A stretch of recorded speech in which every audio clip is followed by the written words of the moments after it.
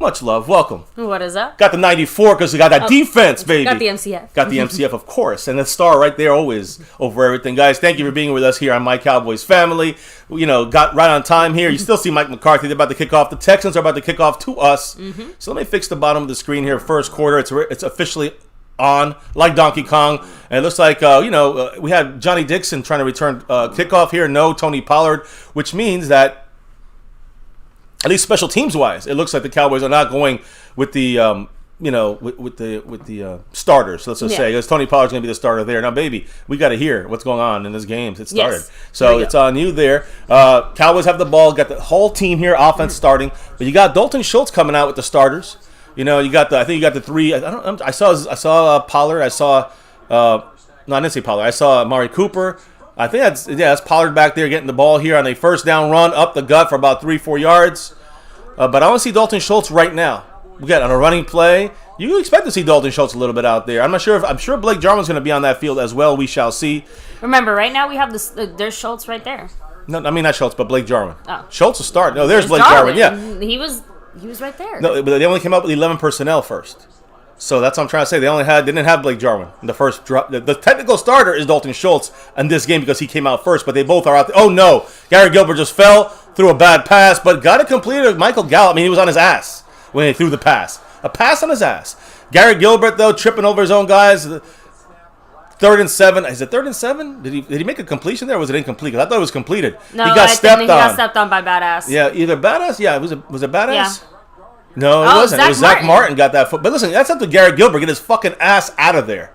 That's just on Garrett Gilbert. Now, I don't know if that was an incompletion, by the way. It looks like Gallup dropped it. It's 3rd and 7. Here we go. Now, they're blitzing. The Texans are blitzing.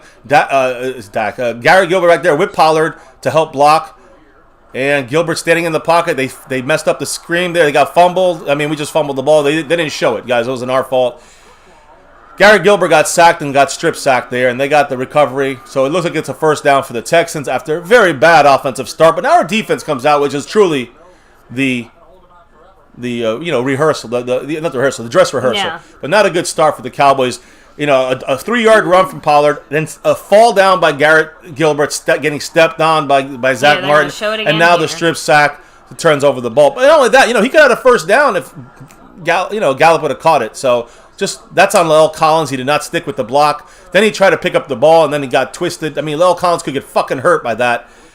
There's a strip sack, though. McKenzie, two times with the 5. Much love. McKenzie 2 times. The $5 Hall of Fame. Just rub some Robitussin on Dak. Like my grandmother did me, he'll be ready to go. Hey. I wish it was that simple, but yes, I get what you're saying. I do agree with the second half of that for sure, in that he will be ready to go. Although I'm sure behind the scenes he probably did. Take some tussin at some point this preseason, I'm assuming. Well, not laughing matter right now, unfortunately. The Cowboys look really bad starting off here with the starting offense, which, again, without Dak, without Zeke. Keep that in mind. So, I know, but Cowboy defense. How much of that does that have to do with the offensive line mistakes that we just saw? Well, yeah, Zach Martin. That's kind of unluckiness, though. It's kind of, you can't really help. Unlucky, I know, so that's why I said it's just a bad look. No, look at Randy Gregory. Look at that great deal. Look at that. Even Anthony Brown making an appearance. Saying. Everybody comes up. Why was Anthony Brown able to make a better? Why was Anthony Brown able to stick in coverage? Why? That's right. Number 94. Randy Gregory made a great move from the outside. Look, he's going to come in, rolled inside, and basically walloped Tyrod Taylor. Their quote unquote starting quarterback right now. Deshaun Watson not going to play. Now, Micah Parsons getting moved around here. I think it looks like LVE's kind of controlling things. Jalen's out there. But why is Jalen and LVE out there? Do you know why? Because Micah Parsons coming in as the 5th lineman coming in and blitzing, run support. Yep. Good job by Micah Parsons. LVE with the tackle there. But, and again, he was kept, kind of clean. It was about a 3-yard gain. But it's important to know, when you see Micah Parsons on that edge, rushing or blitzing, you know what that means, right? That usually means if he's out there blitzing, we might have Jalen Smith and LVE back there. And like on this play right now. I'm pretty sure Jalen just came off the field, by the way. Both Jalen and LVE came in. You know why they both came off the field? It's 3rd and 5. Pass. It's a nickel defense. And who's in the game? Number 11, 42, the true starters. But again, I hate to say starters. They'll play the most snaps. Micah Parsons and Keanu Neal. There's a blitz by both Keanu Neal and Micah Parsons. Great pressure. Great defense, too. Even though he got the pass completed, it's a yard short. DeMonte Casey comes up there with a stop. And so they can go for it. It's 3rd and 1, 3rd and half a yard. But there was a great blitz there by both Micah Parsons and Keanu Neal came in in a blitz. Oh no, it wasn't. It was Donovan Wilson comes in the blitz, and Micah Parsons went back in coverage. Nice little, kind of, again, Micah Parsons caught a little bit off his spot there, but it's again 4th and 1, 4th and half a yard. They are going for it. So let's see what happens here, guys. And don't forget to hit that like, subscribe, notification bell. We do this every single game day. We do this every single night. We go live. It's a quick run up the gut, and it is a first down. Now listen, it's a fumble? No. Why is Casey and Diggs saying it's our ball? I mean, the guy obviously got a first down. He did. So it's again that was. They're just hoping. Yeah, Mark Ingram, I think, with the carry there. They got Phillip Lindsay. They got Larry Johnson. Yeah. So by the way, I want to do some quick shout outs here in the chat. Yeah. I'm sorry. Yeah, go for it. Roll them off. It's 1st and 10. The Texans. Dan, Skeptical Fan, The Lunatic, Jason Renfro, David Garcia, Emeraldo Cruz, Ben Darova. Yeah, I said that right. Damn it! Almost a touchdown there. I mean, that was a really bad. Tammy Siltis, David Garcia, Josh Kinberg. Probably people in the chat can let you know where you can watch the game a little bit better than us right at this moment. It's local only right now, so and we're not even local. So let me see. Aztec Aguilar 04. Oh, sorry, baby. I know. Sully. Scorpio in the house, of course. Mackenzie 2 times. Let's see. Damn, Osa got Michael Campbell, Harmay. Osa got handled on that one. I will say, unfortunately, he got handled. And Scott Yak, the Yak Attack in the house. Yeah, but now it's much love to Scott Yak, the Yak Attack. I appreciate you, but it's a first down once again. I know. Phillip Lindsay gets the first down run there. After this, I'm gonna go ahead and. Yeah, take care of that dog. Yeah, she got to go. But the thing is that right now you're seeing the Cowboys not be able to hold. They're not being able to hold. Their run gap assignments. Yeah. Osa, I mean, listen, he's a rookie. He's starting here. Looks like he's almost getting some starting reps. He cannot hold he has not held his spot there in the run game yet. No, so not at all. They ran right over his head right there. Unfortunately, Cowboys have to call timeout. There's some issue there. Again, great start for Houston. I mean, they got the ball on the damn 10, 20-yard line. We couldn't get a stop on 2 drives. McCarthy First and goal on the 2. Flustered. His face is all red. It's incredible. I mean, bad start for sure. This dress rehearsal does look tired. Jeremy, the Bram man, Bramlett in the house. Love Jeremy Bramlett. He said with a $5 holla. He put 5 on it. Said, do y'all think Gilbert holds the ball too long? Yes. That's the whole reason that that fumble happened in the first place. I mean, he again, Lel Collins could have held his block a little longer, but I agree. I think he has a general issue of holding the ball too long, especially with the backups. Starting offensive line. I'm saying with the backups, he always holds it too long. But now he's just done it again, and with the starter, he's a quick run up the gut, and it is Randy Gregory with the stop there on the goal line. I think he was down. I'm calling it a fucking touchdown, but it was close for sure. Either way, does it really matter? Does it really matter? They already did what they got to do out there. Let me see. We're gonna see it now. Randy Gregory was trying to say, "Hey, listen, that was stopped," but he did a good job trying to stop him. But he got it. His arm got in there. His arm got in. His arm got in. It's 6-0. That's what it should be. All right, there we go. And just like that, we're losing. But it's not about winning or losing. It's about seeing positivity. Right now, I can't judge the offense because they had, it's Dak and not Zeke up. Dak and Zeke are not in the game. That's part of the issue. Garrett Gilbert's a huge part of the issue. So that's some of it there on offense. But they got, we can't really judge the defense too well because, they got the ball in the damn 17-yard line. So I can't really put it on the defense that they played horrible, but I definitely will say so far what I'm seeing from the few plays on defense is that we're getting run on pretty hard and run on inside over where the rookies are at. So guys like Osa are getting, they're getting identified and getting run at their run gap, and he was double teamed. Even with the leverage and the wrestling and the very good play he's had all off season and in training camp, he still wasn't, not gonna be able to get out of starters blocking him, when they're, I thought they were almost going there. Kai Forbath, I think, hits that, who used to be one of our many kickers in our past here. So 7-0 Houston effing Texans, but it's all off the strip sack by Martin, which we saw him in our game yesterday a little bit. Lel Collins missed the block basically, and not missed the block, but pushed him out and did not try to get on the block, and then Garrett Gilbert holding the goddamn ball. I'm sorry, the Lunatic's comment cracked me up. He said, "Now I got questions for defense and offense." We're back to less than square one. Oh, look, it is guys. It's just the first drive. Don't get too freaky here. I just look ugly. Like I said, I keep saying it about Dak not playing. Even though we rationally know it's the right thing and it's good, all that, it still looks bad. That's it.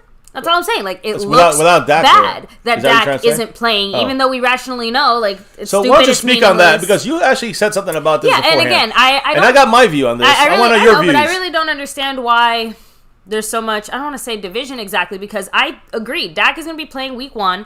Dak is going to be healthy. Dak won't have any real lingering issue with this injury. But I kind of want to go back to how he even got this injury in the first place. And one of the things that's kind of pissing me off a little bit about Dak, no offense. Like, I love him to death. He's amazing. And by the way, I want to say something before you continue. Yeah. It is okay to criticize our team. It is okay to criticize or question Dak Prescott, the injury and the situation. Okay, but so my only thing that's been bothering me about Dak is we keep seeing it in Hard Knocks. We're kind of seeing it, like, he always gives 110%, and that's great, but sometimes he needs to learn when to give it 100%, because if the coaches are having to force you to, like, seek the medical attention that you need to be healthy and basically forcing you from overdoing it and re-injuring yourself, because we keep seeing Dak, like, be really, really frustrated, and like, visibly frustrated, right? Not just in, like, Hard Knocks and practices and other things. Like, we see him kind of always pushing it just a little bit, not necessarily in a good way, in the sense that, like we need to keep him from hurting himself. You get what I mean? And, like, I guess I didn't realize how much Dak always, like, overgoing for it would cost him until now, because I agree he's going to be 100%, and I don't think it's going to be a lingering issue. But if Dak keeps trying to force things the way that he maybe forced it when he got the injury in the first place, like, I guess, like, it's starting to get to me a little bit that, like, damn, Dak, we got to protect you from yourself, like, wrap you in bubble wrap. You get what I mean? Not a surprise, though. That's the way we know about him. Now, like, that's just my concern. I'm not saying that Dak is not going to be healthy. I'm going to say that again.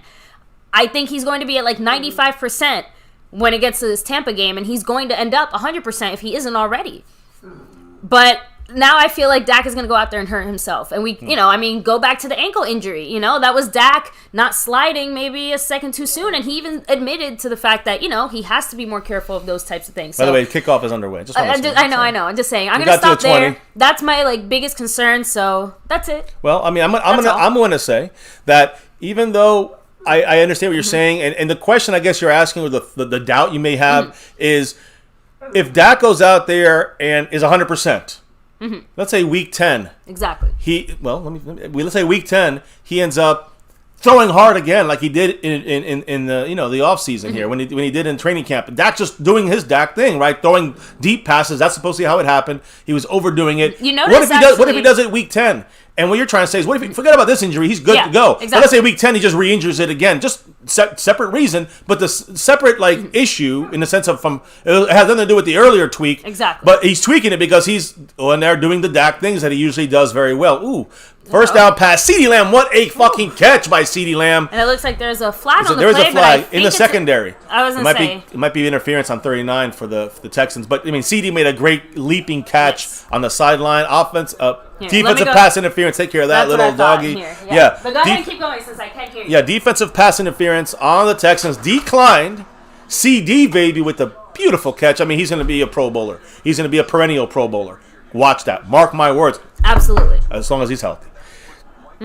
But I think, and again, I'm going off what you say about Dak's injury and tweaking it. Like, that's my only real concern. It could happen 3 years down the line. He can tweak it because he was being Dak again. Ooh, Tony Pollard only about a yard gain. Yeah. So I understand your thoughts are valid. He's been throwing like Dak for 5 years. Yeah. So that's what I'm trying to say is that if it hasn't happened but once in 5 years, I don't expect it to creep up again of anything related to this situation. As long as the Cowboys treat him with kid gloves, which is exactly what they're doing. They're being overly conservative, which is the way you want to be, so it doesn't linger again specifically from this sprain. There could be another sprain in the future, but in this sprain, you can't control the rest of it. Motion here, by the way. Yeah, Pollard out the backfield. Throw a quick pass to Dalton Schultz, about 7-8 yard gain there. On a 2nd and 12, we're about a 3rd and 4 here. So good play there by Dalton Schultz, picking up about 8-9 yards. And, Gary Gilbert getting the ball out faster, which has to be done. Yeah. So what I'm trying to say is that if he's been Dak for 5 years and he tweaked himself once and it has nothing to do with the ankle, which we know already, then why should it happen again? If it happens again, it happens again. But it's not because of this. That's what I'm trying to say. As long as the Cowboys do this right, by week 3, if he throws his shoulder out again, that's on Dak Prescott being too Dak. I don't think that's anything to do with the injury. Well, I don't think that's because it has nothing to do. But my point is, it has nothing to do with this injury. Tony Pollard. First down, Cowboys, on a pass. I agree with that. That's the point. Because to me, the injury itself is like, it's part of the issue, but it's not the issue. Again, It's how he got the injury and how he got here in the first place, which is what we're both saying. That Dak just overdid it and needs to remember that he's got to. But you're worried about him, like recently now. Like after this, he comes back, he can do it again. And I'm saying he didn't do this for 5 years or his whole career. So to me, I don't have any issue with this going forward as long as it's healed up on this specific incident now. I think that's where we're different on. But I see Nick Ralston in the game, by the way, at fullback. And Cowboys play action looks like an I formation run. It's not. Throws the ball incomplete. CeeDee Lamb got dragged, but no flag on that. CeeDee Lamb couldn't make that catch, but he had a guy draped all over him. I don't know if it's great coverage or interference. Either way, if if it hits Lamb's hands, he's probably catching it. So CD here, nice route run, good coverage by 21. Definitely interference. He grabbed his left arm and wrapped himself around CeeDee Lamb to knock the ball away. I mean, I guess that's all right? Yeah, I mean, it wasn't even it was actually a bad pass. It was behind CD, but if you had put it in front, the guy might have actually made the play without interference. Either way, they didn't call the flag. 2nd and 10, one running back, Tony Pollard. We're at 11 personnel. Yeah, this is going to run. We are. Tony Pollard getting about a yard. That's it. So now it's 3rd and 9. That sucks.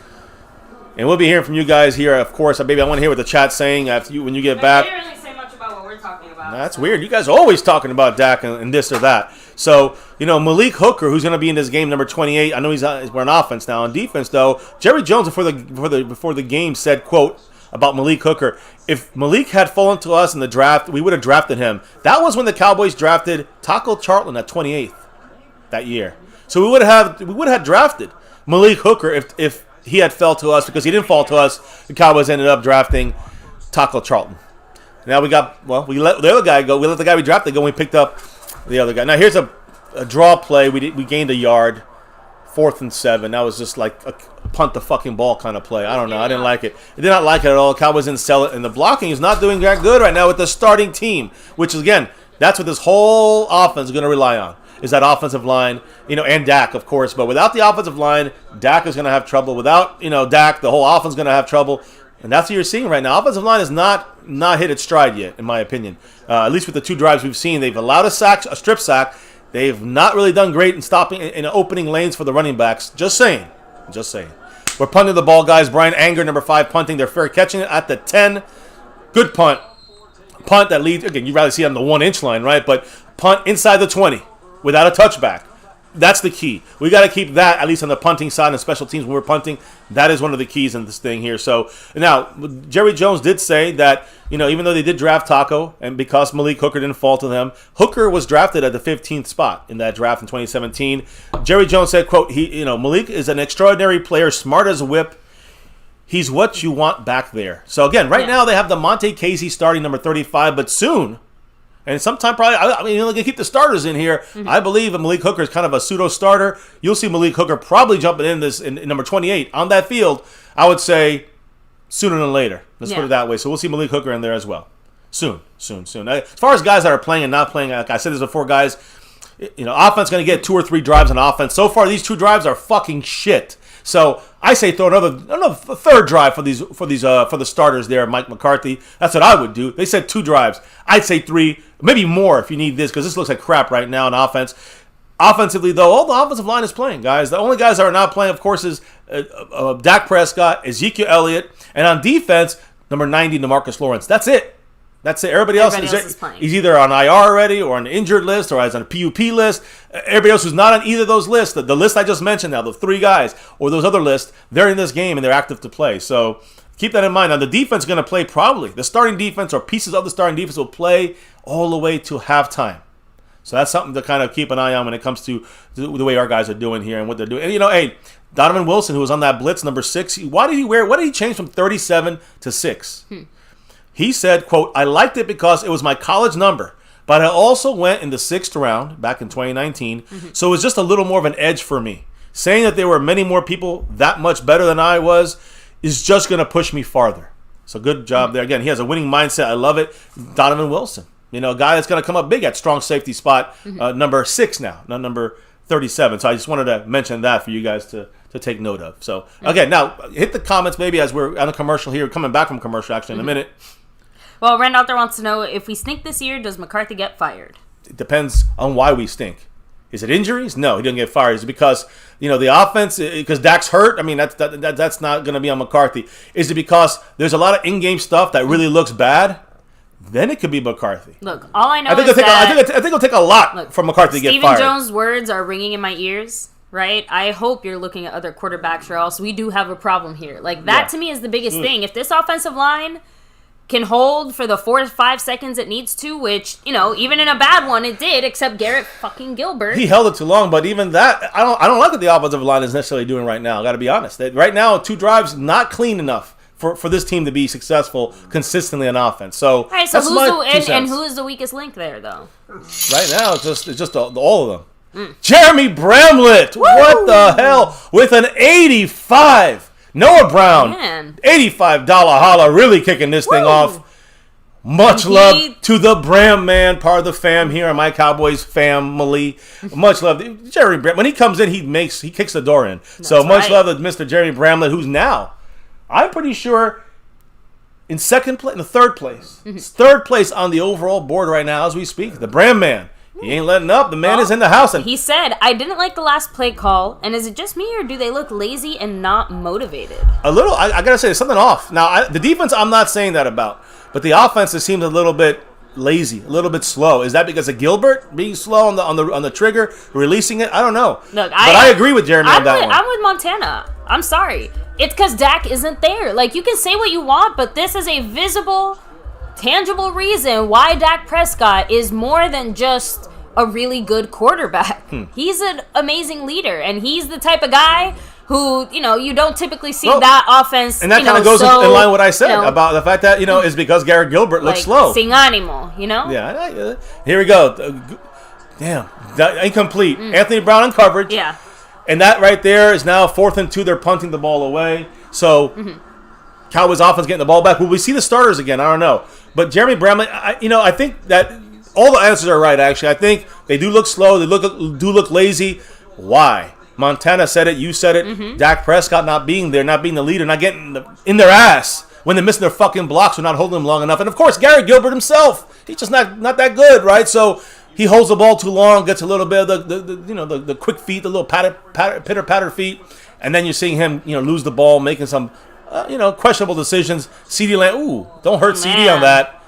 Kelvin Joseph was blocking down the field. He got pushed almost into CD's right leg and twisted that shit in half. Yeah, absolutely no one likes CeeDee Lamb on special teams. Well, I understand the reasoning, but I also understand why people are pissed about it. So, yeah, I'm with you guys. And listen, I don't mind him once in a while on special teams when we need a big boost, but to risk that much stuff, to risk it on every single, time, I don't know about that. It's like that Chris Rock joke.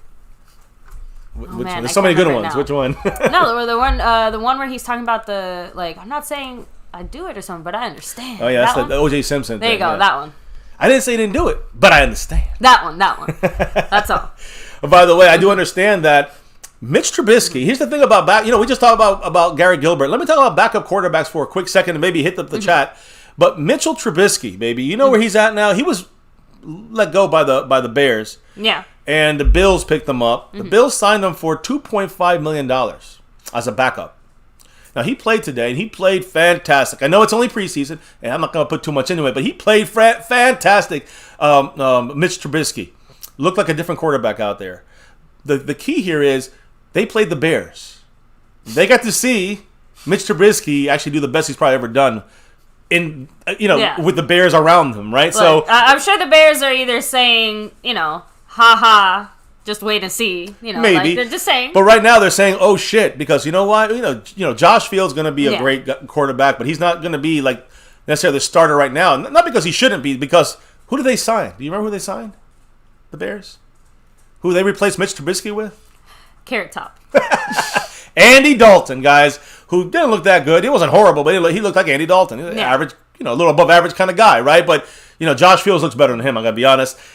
But Mitch Trubisky looks better than both of them with the Bills, though. It was kind of funny to me. The point here is $2.5 million. $2.5 million for a backup quarterback versus $10 million for basically a backup quarterback in Andy Dalton. So you got to be careful about who you go after in free agency in the offseason. Oh, there's a little dog jumping for some fun here. You got to be careful who you go after in free agency, especially at quarterback, a backup quarterback, because that's going to cost you an ish load of money if you make the wrong choice. Last year with Andy Dalton as the backup, not bad because he was what, $2.5 million plus, maybe $4 million he can top out at.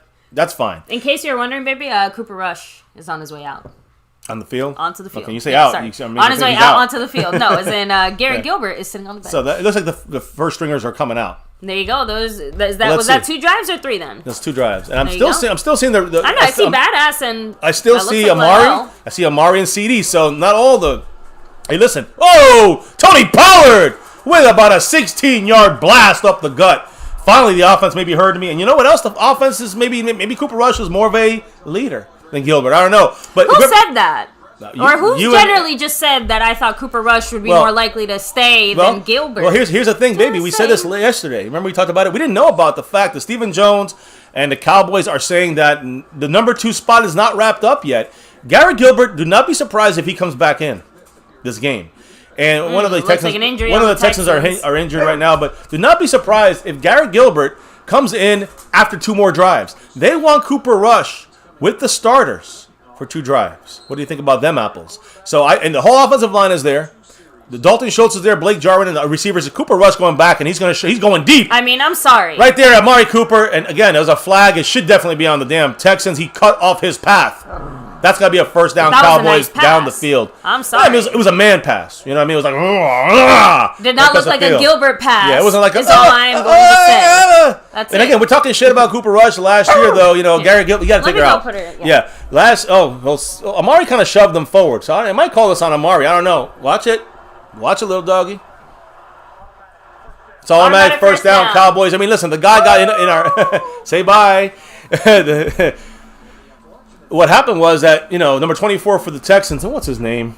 Not that it matters too much. Number 24 is Tremont Smith, who's really a 4th stringer here. I'm surprised they're reaching and bringing their guys up to mix and match with the starters on their side. But the Texans, they basically got right in the path of Amari Cooper on that play, number 24, and Cooper had to just shove him out the way, or else, Now here's a reverse to Cooper. They got to make that block, Dalton Schultz, and Cooper falls down awkwardly on his own. Just not a good play there. And that was all Dalton Schultz, who's usually a damn good blocker. I'm just surprised he missed that completely. Or was that Blake Jarwin? I can't tell. I guess might have been Blake Jarwin, actually. Oh, Blake Jarwin, you fucking suck. Blake Jarwin's crap when it comes to blocking. I'm telling you. He basically just let the guy go right through him like an Olay. I know. 2nd and 14 now. I'm guessing Cooper probably just tripped trying to adjust his angle. Because the guy messed up his block, yeah. Again, Delutic said that's why we want him over Schultz. Again, unfortunately, the Cowboys put money into Jarwin. 2nd and 14, Cooper Rush going across the middle. Play to Dalton Schultz, to Blake Jarwin. I just said it. Blake Jarwin can't block, but he can catch. And baby, you said it. Cooper Rush is looking like the backup quarterback. Let me be honest about he looking like that. You got to take advantage of the opportunities when they present themselves. Yeah. That to me is what preseason is about. We know for the most part what our starters are going to do, even if they look rough in the preseason, right? Like Zach Martin, Leo Call, like all of them, they're going to get their shit together, right? Yeah, if anything. All the starters are in there. They got their shit together. But why? More commanding attitude from the quarterback. And there you go. Quick little 3-yard catch from Gallup from Cooper Rush. Doesn't play scared. Like, Gary Gilbert plays like you said that absolutely you terrified. Noticed that. No, I know some people said, well, of course, Cooper Rush. Cooper Rush has just been kept in the background and stuff. No, but they're going to say, like, people have said, well, Gary Gilbert looks better when he's behind the offensive line that starts, right? But he still, we saw today, look a little bit, kind of shy on the trigger, right? When it comes to Garrett Gilbert. And, he does look more confident behind the starters, but look at Cooper Rush playing behind backups his whole life, is extremely confident, whoever's blocking for him. Now he's got the starters out there. They missed their screen. Tony Pollard, nice move. Tony. Get in the end zone. Yes! Touchdown, Tony P, baby. Tony Pollard with a $20 run right there. Yes, we got it. Touchdown, Cowboys. The second touchdown. First touchdown by the starting team. that we've had all year. And that was a nice little play designed by, I'm assuming, Kellen Moore, getting that red zone shit fixed a little bit. We did, talk about the big gains, and we do a little trickery, and we lost 4 yards. That's the Kellen Moore ups and downs. But here in the red zone, not the best blocking, I'll say, but it was a great move by Tony Pollard, who really made that play happen and snuck into the end zone. What a great play. Hesitation enough to let the guys run him, and then he kind of followed a block or two into the end zone. And here's number 7, and it's not Ben DiNucci. It's Lirim Haila Ruha, or whatever his name is. There you go, maybe you go. Is it? I don't think that's right, but either way, Lirim the ruler. Kicking the extra point. Now it's 7-7. There you go, guys. That was a quick turn of events, especially on the offense. Right. So who would you say has the lead now when it comes to the backup quarterback spot? Because Cooper Rush is making a big splash here on one drive. What do you think, baby? What does everybody in the chat think? So let me roll back a little bit because we got a lot to catch up on. Sorry, guys. No, it's all good. Dan said if Dak threw left-handed, he'd still be better than Gilbert. Dylan said, we're playing a 17-game season. Let's keep 88 here for all of it and off punt return. I mean, again, I would not get mad about that. I understand it just because technically he's not the starter. But at this point, literally anybody else, it's not like him being there has done anything for us. No offense. We have not seen any explosive plays produced. Cut the shit. And save one of your most important pieces, But I guess what the fuck do I know? Cooper Rush, by the way, guys, 4 games so far, in preseason that he's had 38 of 52, 398 yards passing, 6 touchdowns, 0 interceptions, 133.3 passer rating. That's over his career in preseason. Yeah, just saying, pretty solid across the board when it comes to preseason. But he's with the number ones, playing against a lot of number ones. So this is the best he's ever done, and we've seen him out there. Anyway, yeah, no, I agree. Let me see. And Justin Crowell's also pointing out that the Texans scored only when, because Gilbert had to make mistakes for them to score. We just drove down the field. So, bad news, Carlos Watkins being re-evaluated by the Cowboys medical staff, number 91. He'll be re-evaluated tomorrow, but he's injured. So he had to come off the field. That's not good. The lunatic also saying, it's also good that we did see La'el Collins out there just because of that neck injury thing. Yeah, so, even if he doesn't look great, it's still good that he's out there because he's fine. He got the snaps in practice yesterday, even though there was no pads, and we said that he was going to play. So he's in his 3rd drive. Shout out to Retro Scotty. He was the first one to let us know that Cooper Rush was coming out. That's right. And shout out to LA Lake Show with the 5 on it. Much love. $5 holla. By the way, you know who took over that stream boss? The brand man, Jerry Bramlett, with his 85 drop. And now LA Lake Show knocking 5 off the top on that one there. So, much love, LA Lake Show. And he's kind of saying it. We'll be okay, but without Zeke and Dak in the lineup, the offense just doesn't flow right. We're still good, but it's not, exactly. And even the whole point of Pollard is that he is more effective as the complement to Zeke. And obviously, I think we're all really excited to see what we think is going to be Ezekiel Elliott 2.0, especially after last year's, fumbleitis. Yeah. The issues he had last year. But exactly. He's on the right track for sure on that. I agree. Let me see here. Much love, Lake Show. So moving a few other people also saying, so far, Cooper Rush is definitely looking much better. Hi Rulahu. There you go. Hi Rulahu. There you go. That was close. Hula hoopu. Yeah, William Burney even said it. I admit I like the tempo of the offense much better with Rush in there. It's something we have to come around to. It's not something we just automatically say, oh yeah, we knew Rush. No. Rush has to prove it, and he's definitely proven it so far with the ones. Mm-hmm. So often, special teams is coming out. You see, look, is that Joe Witt? Joe Witt's not even with the team, guys. He's also above. So it's George Edwards going to be handling the verbals with Dan Quinn. Yeah, just interesting to see again who is unless Dan Quinn's down below. That's what I was going to say. I'm like, had they shown Dan? I'm assuming Dan Quinn's up there. I don't know. That was a lot of rambling just to say I think Dan Quinn is up there, but who else is up there with him? That's a good question. I'm not sure. So anyway, by the way, Jalen LVE and I'm assuming Micah Parsons. No, actually, I don't think it was. Oof. Who was that? By the way, Lake Show in a 10th place right there with Presley Mitchell. Much love. Mr. Lake Show. Bringing it on. Much love. And seriously, guys, appreciate everybody here hanging with us. Take a quick second to hit like, sub it up, hit that notification bell. Follow us on Twitter, if you have Twitter, at MyCowboysFamily. Important word there, subscribe to the channel. Grow the family. We do this every night. We talk about Cowboys for an hour, 2 hours. Last night, almost 4 hours. Do pregame, Yeah, last night was fun. Previews and simulations. We do every game day reaction like this, preseason or not. You know why? Because the news is now. Great stop by the Cowboy defense there. Is that Micah Parsons involved? No, Justin Hamilton breaking the play up, but someone grabbed him in the backfield. I don't know which linebacker it was. Yeah. Maybe it was Donovan Wilson. Micah Parsons involved in there again. He's always. You might as well just say Micah Parsons every time as a tackle. I know, that's what I said. I couldn't tell if it was him or not. He was definitely involved, which is big. So again, much love to, listen, a lot of people dropped the love here so far, kicking things off. LA Lake Show, Mackenzie 2 times, The Lunatic, Dan, Jason Renfro, Edward Dozier, Melinda Hart, Dallas Cowboy for life, all you guys. But Jeremy Bramlett on the board here big time. That's right, much love. And look at us getting out there. I love the pressure. There's Doris Armstrong with some pursuit. Good defense there. 32, J-Ron Curse at safety playing well. I love it, again, but do you notice how quickly the defensive energy changes as soon as the offense is able to match that and meet that? Hand in hand. Whether you like it or not, if our offense is looking a little sluggish or just like blah, like the defense feeds off that same energy. Osa, we got to give them something to work great job with. by Osa. You see Micah Parsons coming in as a blitzer or right there over center. And he gets in there. He got double teamed, still gave pursuit. Delutic said that Joe Wade Jr. is calling defensive plays. Oh, he's calling the plays? Yeah, right. So maybe again. So Delutic said, announcers said Quinn not in stadium following NFL COVID protocols just as a precaution along with that's CD, Watkins. That's Dixon. Yeah, so it wasn't an injury. I'm sorry about that. It was COVID related or, sick related. So that's why Joe Witt is not, that's why Joe Witt Jr. is calling the plays. I was saying, why is Dan Quinn being reevaluated? I was trying to read on that here. Dan Quinn and Carlos Watkins. Thank you, guys. So, I didn't read the whole thing. It says here that defensive coordinator Dan Quinn and defensive tackle number 91, Carlos Watkins, have left the stadium out of an abundance of caution because of the NFL's COVID-19 protocols. The Cowboys coaching staff is 100% vaccinated. Okay, so I'm assuming the Cowboys roster, 93% vaccinated. I didn't know that. Wow. 93% for the Cowboy roster. That was a big jump. So then again, that to me begs a question. That means that they're probably feeling a little stuffy, a little sick. Like they must have had a COVID-like symptom. Holy shit.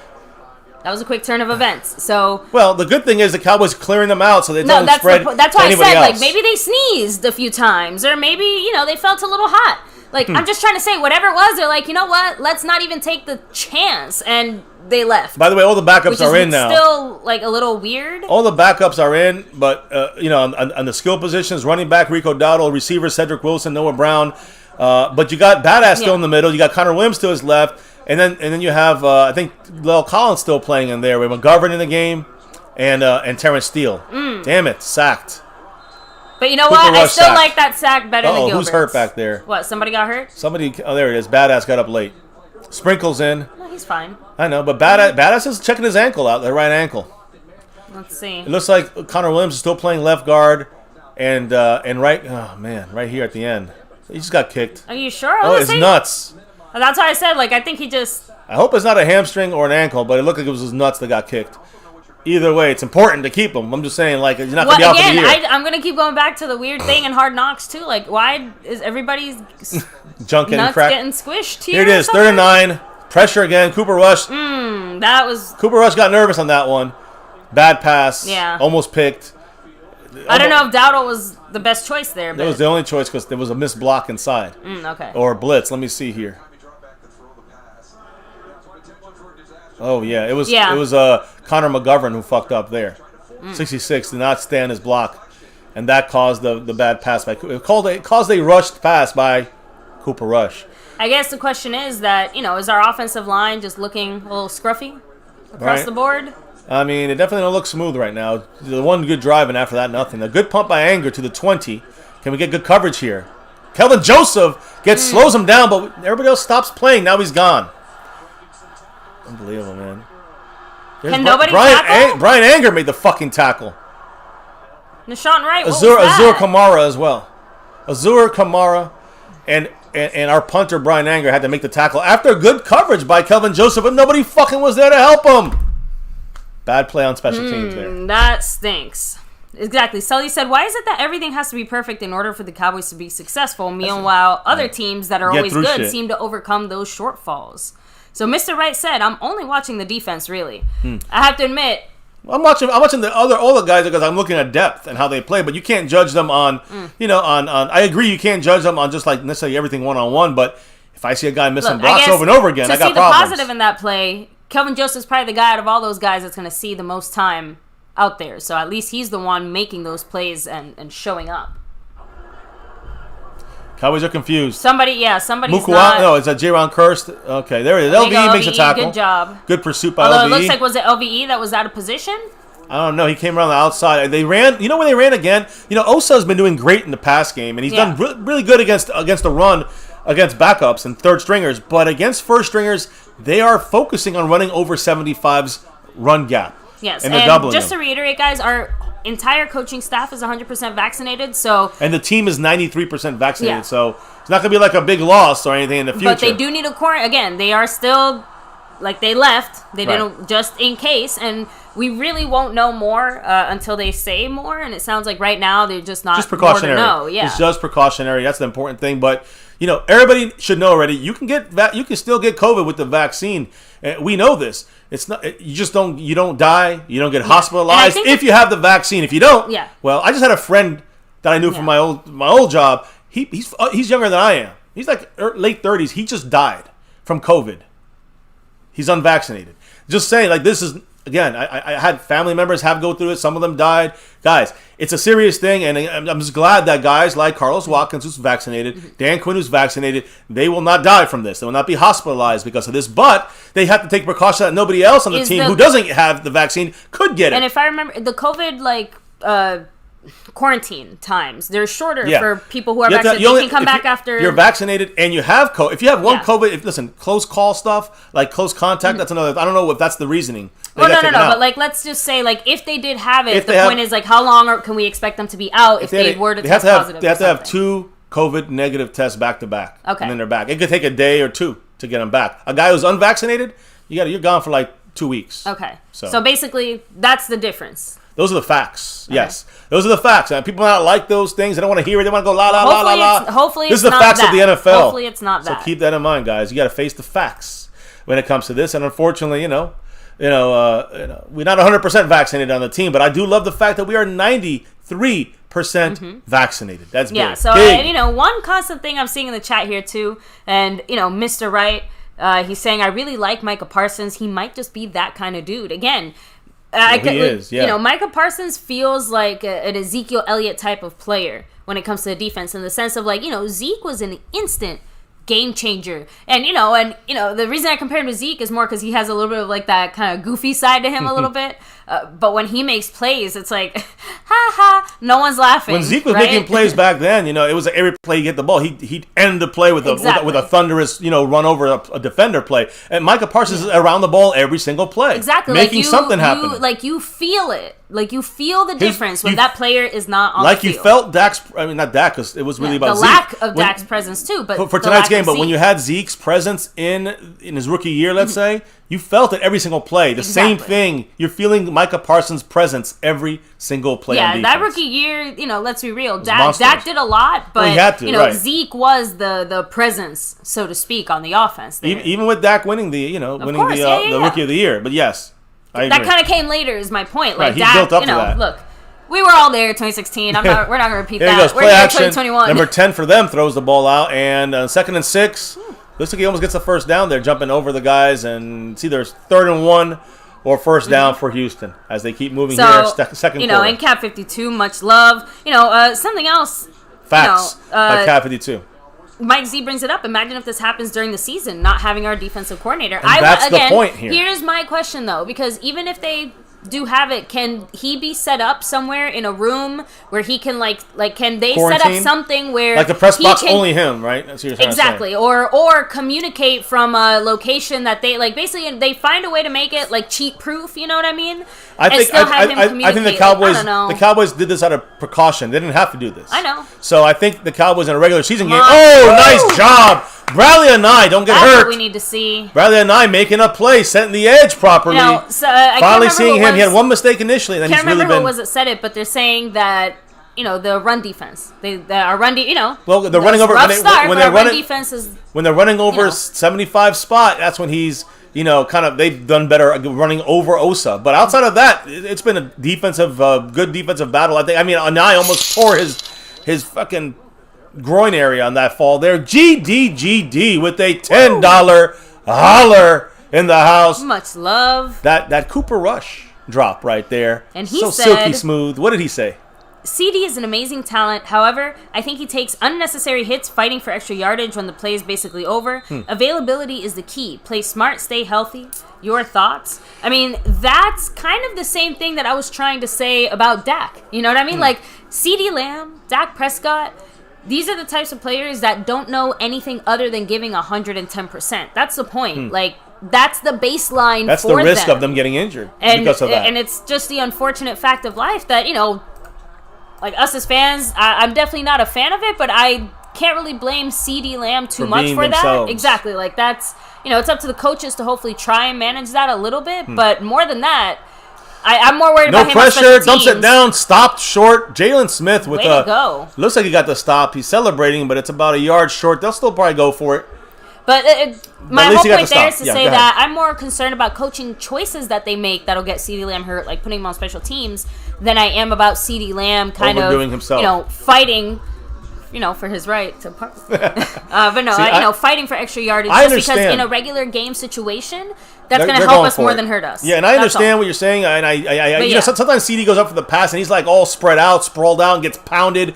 Those make me nervous. I don't know if that's him trying to do extra stuff or just him the way he plays. A quick run up the gut, no gain. Cowboys stop him on 4th down. Bradley had 9 involved, but it was really Osa said, "You're not running over my ass again. 2 times is enough. 3rd time's not a charm." So he did a great play, but it was over Justin Hamilton is where it collapsed, and LVE helping. Yes, I mean, Osa broke through on a double team inside. Again, it wasn't even his. It wasn't. Improvement. It was not even his hole. It wasn't even his run gap. He slid to that side with leverage and wrestling moves. If they ran at him, he might have more trouble. Yeah, I'm gonna be real. When they run away from Osa, he is very good. You can see that right there. He snuck through there, and you know who held his spot? You know who held his run gap? Yeah. Justin Hamilton, number 99. Hamilton held the run gap, and they moved a little bit. They didn't go backwards. Yeah. They stood still or went forward, and then you see Osa cutting between a double team, getting in there, and then LVE filling in the gap. That's the way it's supposed to be in the running game. That is the way it's supposed to work. So first of all, I have to give a shout out as well to Aaron and Reese because guys, you know, the rights. MCF, we got it from the young to the old to everybody else in between, right? All around. But the next generation. It's happening now, guys. Got to raise them right. Even if there's a couple F-bombs that drop from us, I know, but we got to make sure we rep the Look, youth. If you're watching Cowboys, I feel like the Cowboys need to come with like a parental advisory in the it's corner. It's already rated R. We advise you, your parents may say a couple. Just say exactly. Like, it's not from what you're gonna see; it's from what you're gonna. Oh, anyway, jokes aside, and thank you, Sully. Really appreciate that. Again, you know, glad that everyone's here, kind of chilling, hanging with us, enjoying the stream. You know, we'll be enjoying as long as no injuries. That's number one. I mean, right? that's the most enjoyable part. So yeah, Doonsik said give props to Jalen Smith for the quick stop, showing up first. Honestly, yep. No, he was good in coverage. I've there. said it a lot. Short coverage. You know, I'm not saying that there aren't maybe a few guys that can do certain things better than Jalen Smith, but Jalen Smith got shortchanged so badly with our defensive scheme. He never really had a chance to look good. You know, but now, because of the changing situations, it's like now he's fighting for a different role on this team than he had before. But I don't think that really necessarily takes away from the fact that we're going to see a much better Jalen Smith this year. And guess what? If he wants... I'm going to say a much improved Jalen Smith is honestly. Yeah, I mean, I guess it could be much better. If we see him out there, maybe not playing at a certain spot, let's ask ourselves why. Because all he has to do is play, for the most part. You know, we keep talking, you know, Justin Quarles brought it up last night that his fear is that Dan Quinn, you know, similar to Mike McCarthy or Ben DiNucci for some reason, right? That Dan Quinn has maybe 1 or 2 favorites in his heart that he can't let go of, and they're playing in a spot just because he really wants to see them there and succeed there, even though there might be 1 or 2 guys behind him that maybe should be playing there. You know, and I don't know enough about Dan Quinn yet to see who he feels are his favorites. You know what I mean? Like, I feel like I need to see actual games before I say, oh, yeah, Dan Quinn definitely favors this guy. Because so far, I think we've seen enough of a rotation in guys that... we got the ball. Rico Dowdle goes outside and loses yard. He almost broke around the corner there, but almost broke a freaking ankle. If he had gotten on the outside, it would have been a 30-yard gain. But I understand why it's not as well. So, I mean, listen, Rico tried to make something out of nothing. Got to give him credit for that, at least. Sorry. Boys for life in the house as well. What's up? Seriously, guys, appreciate everybody here. Mooney, Money. See that right there? Logan Bird, Tammy Sotis. Ooh. 2nd and 11 for the Cowboys here. 11:40 to go in the second quarter before halftime. The defense is going to stay out there. We're on offense now. Cooper Rush is out there. But our defense is going to stay out there with our starters. Now, our backups are in on offense. So now you can kind of take it easier. Cooper Rush getting clobbered. And you know who let that play go? Terrence Steele. Terrence fucking Steele. Now, where is Ty Nseki? That's another question I got. Now, he should be out. Oh, he is here on the right side. He's playing right tackle. Ty Nseki, not left tackle. And that's a bad... again, I don't know if it's Connor McGovern. It was a stunt play. And I don't know if McGovern's supposed to hold that spot. I don't know if Terrence Steele's supposed to shift over. Bad job there by the left side. Connor McGovern and Terrence Steele. The right side, you got Nseki as our right tackle. He came in for Lel Collins recently. So... Nseki let it go, but that's the play. Up the field on a screen, and a flag. Dottle's still going. He don't stop. It's a flag, probably a hold. And it's a 4th down and about 4, but it's a flag on the field, probably on the Cowboys for holding. I'm going to guess. Or illegal man down the field. It could be, I guess, that too. Let's see. Looked like it was in the pile of the blocking, so down the field on the after the screen. It was on us. Pass interference. So Simi Fehoko pass interference. I guess what he did was basically, he just pushed. He was blocking before the catch by Dowdle. That's all it was. It wasn't like he was pushing off for the pass. He was blocking before Dowdle got the catch, which is, again, it's a timing thing. You can't hit him. You almost got to wait. You can't go you see, that's the thing. When you're blocking like this, you got to wait for a second, and then you go into him. Simi just went into him. Missed the fucking block, by the way. So, bad play by Simi. Now it's 3rd and 29 instead of 4th and 4. Cowboys here, hoping. I'm probably going to just run the ball, in my opinion, and just, little... unless they want to uncork it and go all the way across the field. I doubt that's going to happen here. Yeah. But Cooper Rush, he is going to throw it. Quick pass to Cedric Wilson, number 1, and gets about 10 yards. Going to punt the ball now. Brian Anger coming on in. Special teams time. Fun. With under 10 minutes to go in the half. Let's help the chat, baby. And again, don't forget, hit that like if you haven't yet. Subscribe, notification bell. All that good stuff.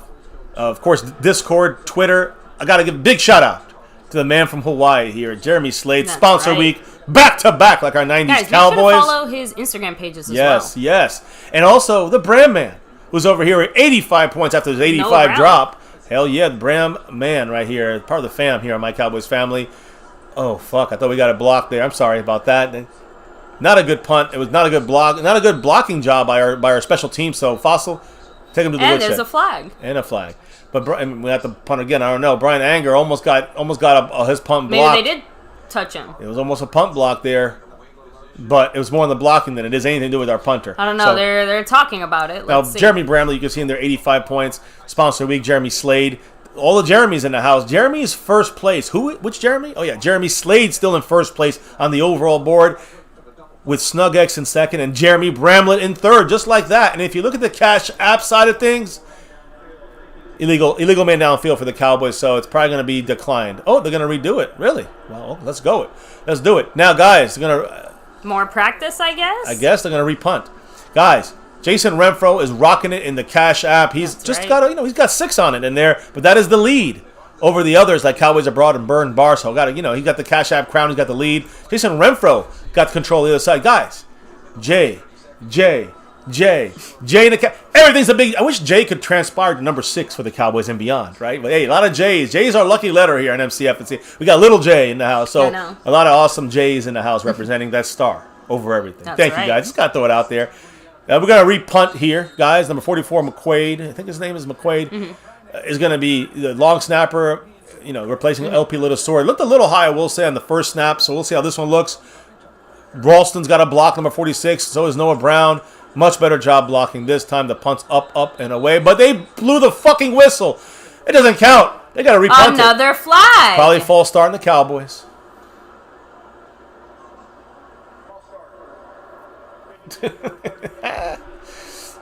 This is preseason for a reason. Preseason for a reason. 'Tis the season. 4th and 40, I think. I don't know. 4th and 25, they're saying. My Lord have mercy. Jesus Christ. Just nice to slice. What you doing? Like a Ginsu. All right, just... 4th and 30. I'm just saying. 4th and 30 for the Cowboys. Skeptical fan said MCF is a poet. That was Biggie, not me. Oh, I see. Preseason is the reason. Oh, man. Here we go. Nice punt now. This one goes to the 20. With the last one went to the 40 with bad blocking, but there's a block in the back by 43. They didn't call it. Number 14 makes the tackle, pushes him out of bounds. Their flag hand got tired. Yeah, they were tired of throwing flags. They had to throw it only on the Cowboys. Yep, Dallas Cowboy for life. What's up? He said special teams sucking it up this game. Bones better light these guys up during halftime. Hey, Bones, yeah, I mean, I will say, not the best look right now for Devontae special Griffin in the teams. house. What's up? Pete Pajanotopoulos, hello and hi. In the house. Let me see. So now, N Money is saying, MCF, are we worried about the run game this year? From what I've seen, nothing's really changed. Just typical runs up the middle that'll set Zeke up for failure in the regular season. When you're talking about the running, you're talking about more of the coaching side of things, I think you're meaning here. So yeah, basically, are we actually doing something different with the run? Honestly, it look again like the red zone and like the running, like the play calls. It looks very similar to I agree with that. Very similar to what we've seen from Kellen Moore. I think it's more on Kellen Moore than anything. But the biggest key to this, man, we got to all remember this fact.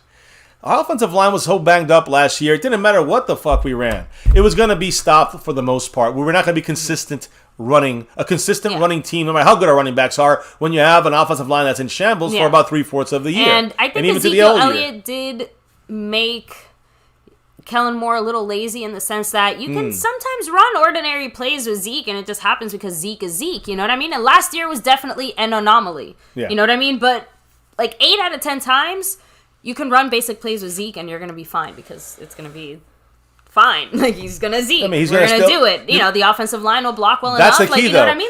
If we do a regular play with Zeke with our backups like we did last year, we're going to have problems. I'm just saying. He's not going to be Zeking as much. But when you run... let me get a refill on the water real quick since it is a commercial. When you run behind our starting offensive line and you give the basic Kellen Moore Zeke runs... That's, I think, when you can kind of make a case for, will he do better this year? I believe Kellen Moore needs to do more when it comes to the run game, when it comes to the red zone, and the slow starts to games. This is all on Kellen Moore, not to the players as much. If they fumble and mess up, we get down, that's on the players. But I've seen us not do that and still can't get good offensive drives in the first couple of series. So that, along with the run game creativity, got to be better. Got to stop with the fooling around, reverses and shit. That doesn't he overuses that, Kellen Moore. And red zone is my biggest concern. I'm hopeful. I agree. I'm hopeful that the offensive line being healthy is going to make the running game, much better. Zeke's, improvements on his own is going to make it better. And, the play calling's got to help as well. But if it's not there, we're still going to be a very solid running team. And again, red zone is where we need the real help from Kellen Moore. So right now, got a touchdown this drive with our, in this game so far in the first quarter. Here's Kieran Curse. Great job, but did not hold his tackle there. But he slowed down the play for the two old linebackers. I call them old now. Jalen Smith and LV to make the tackle. A yard or two over the line of scrimmage. Now here's Micah Parsons coming in. You can see Jalen Smith and LV probably coming out. They just both left. So the lunatic wants to know why he's in. He should not be in. Who? Micah? Yeah. Why is Micah Parsons in? Because he's going to play until halftime. The starters are playing the halftime on the offensive side. Now, I see Bohanna in here. Besides the offensive line, it looks like. And Cooper. Well, no. The receivers are out. They're all out. Yeah. Sprinkles in. And so I don't think that any of the starters are skill positions. Yeah, but the defense, we kind of were told already, right? Yes, pretty much the starting team. There's a run up the gut. The Cowboys stopped it again. Micah Parsons. Even though he's not the run-stop guy, he is still a very good piece to use stopping the run for the Cowboys. Even without Jalen Smith and LV, who will be used on rundowns on a nickel package, you've seen 11 and 42 out there.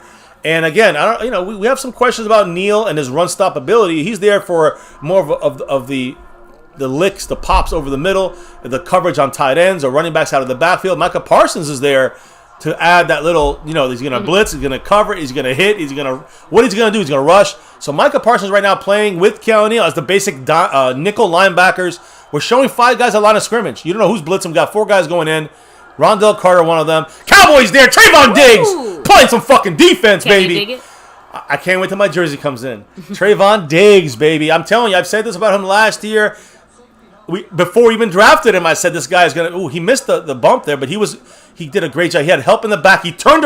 baby, that's That's beautiful right there. I don't know if he missed on purpose. It does bring a tear to your eye to see your cornerback turning around at a perfect situation, making it's not about getting an interception or making necessarily knocking the ball away. It's how hard is it for the quarterback to get that ball in there? You can't throw a confident pass when you have that kind of confident coverage. Trayvon Diggs, the man right there. We let the ball bounce out of bounds about to 15 or so. I don't know. But it's our ball on the 15. Bam, there you go. Listen, I know the fear about the run defense side of things. And, there's a couple still things we got to tweak and mix around and mix up. But maybe twerking might help. Maybe. But right now our defense, I really like the improvements we've made with the run-stopping side of our defense, interior-wise specifically. Even with Neville Gallimore gone for probably the first 3 weeks of the season, I like what we got here with Bohanna. I love what we got with Justin Hamilton, number 99. Brett Urban, who's been holding. I know he don't get the number. He don't get production, but he gets everybody else production. The only guy I'd say has trouble stopping the run when they're running at him is Osa. 2 times it was like that. But when they ran away from him, he was involved in the play. So everybody is doing a damn good job on this run defense for the new look and the new defensive scheme and yada yada yada. I love the fact that our run defense is definitely better. Not great, but better than last year. Cap 52 cracks me up. He said, "Steal is still bad." Yeah.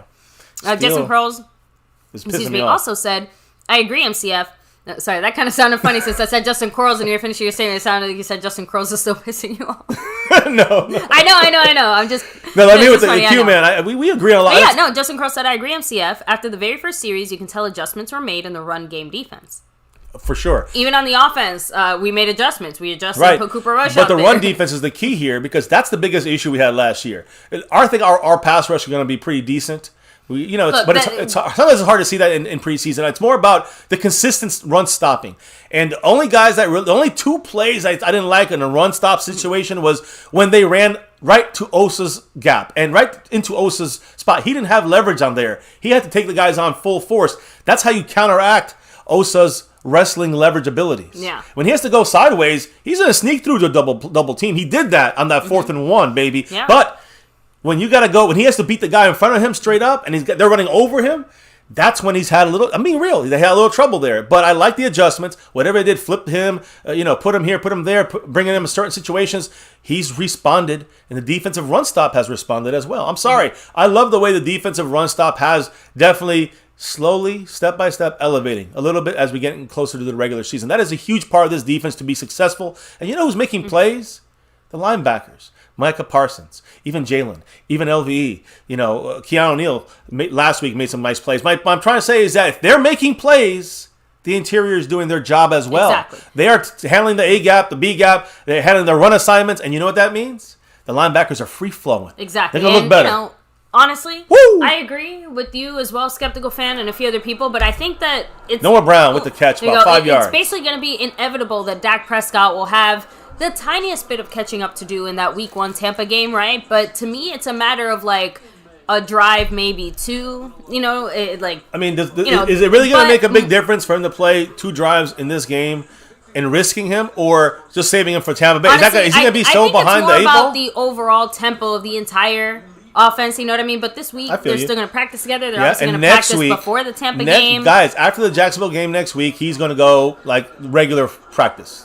Yeah, back to full practice. And we're assuming everything stays the same. Damn, what a fucking bad block by Terrence Steele. He just let his guy just pile in on Rico Dowdle. I'm definitely more concerned about our run ability with our backup offensive line because they got some fucking problems right there. I'm being honest. And forget about pass blocking because, again, Nseki, at least he hasn't been showing that bad out there. The Cowboys are trying to see if he can play right tackle. Why? Because he's going to be our swing tackle. He better fucking show it. Yeah, so in DC Farrell, we went over that Dak stuff earlier in the stream, but long story short, Dak Prescott, just exactly what we just said. It's not expected passes. To be a lingering injury. Here's Cooper Rush going down the field, going deep and hard, and he gets Noah Brown on it with a catch and a flag. He out of bounds? I don't know. They're calling it a catch. There's a flag as well, probably. I mean, Noah Brown. Who's been doubting Noah Brown? Should be on the defense, though. I think Pete's kind of doubted a little Noah Brown. I understand, but Noah Brown looking good this year. He's solid. There's no other guy on this receiving core outside of Cedric Wilson and above. There you go. On the defense, the first down Cowboys. Noah Brown, what a play. I think Noah Brown is solidified, and Cedric Wilson, they made this team. I'm saying it. But no, I think with Noah Brown, even if you think... What a play! Even if you think, like, personally, like, oh, I'm not a big fan of him. I don't think that should be on the team.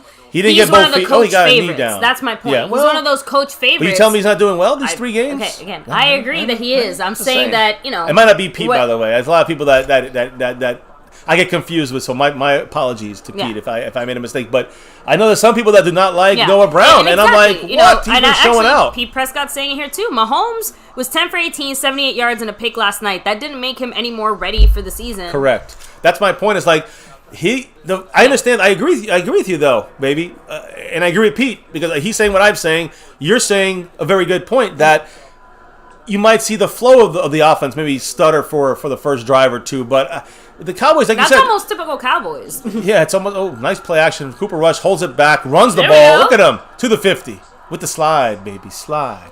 I'm sorry, but Cooper Rush. He's got the backup spot right now. Seek someone better.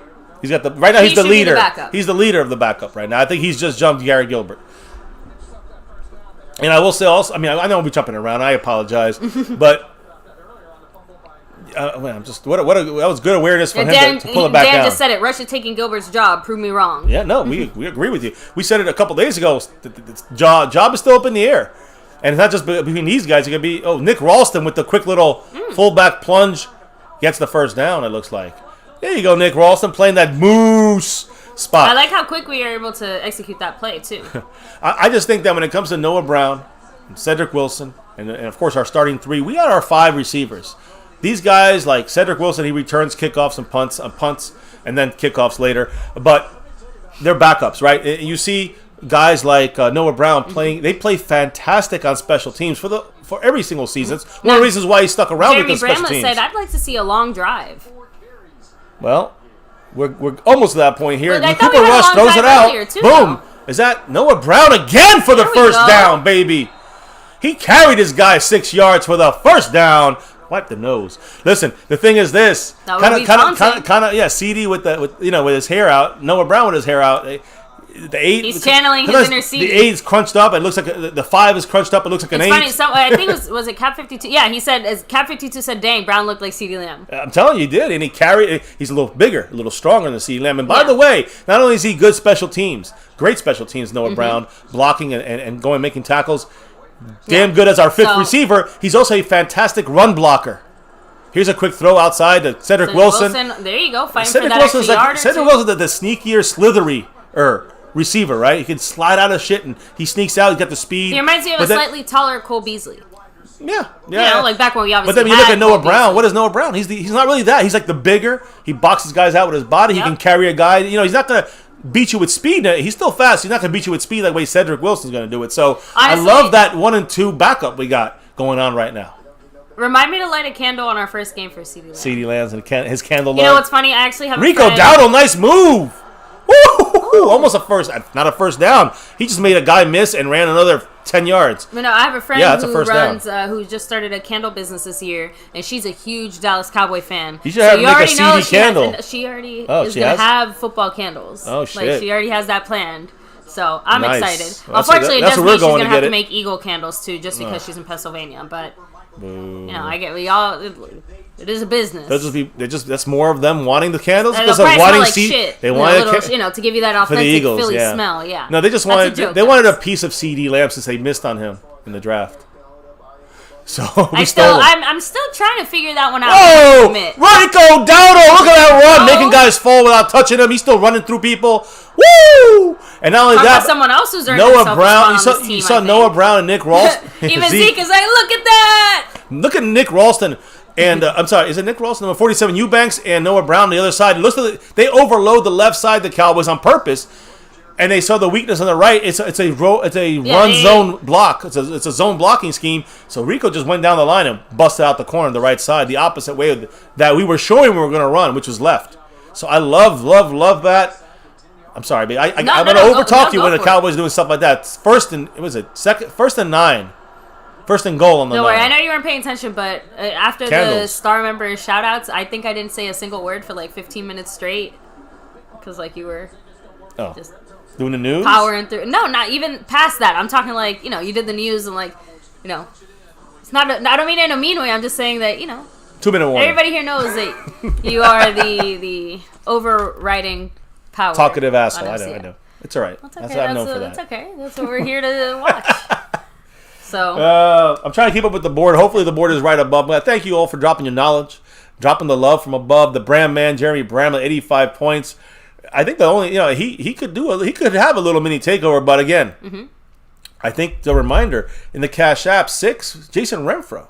Going back to back, he's going to try to go back to back, Mr. Renfro, right now in the Cash App as well. So, you got Cowboys Abroad one back, Burn Bar one back. But Jason Renfro right now running the show with the crown. You guys cracked me up because... and Jeremy Slade, by the way, back to back. Said, remember when everyone hated Cooper Rush? Pepperidge Farm remembers. I do. Now, Skeptical Face's like, I hated Cooper Rush. Forgetting the key thing here. I hated Cooper Rush. Under what coach?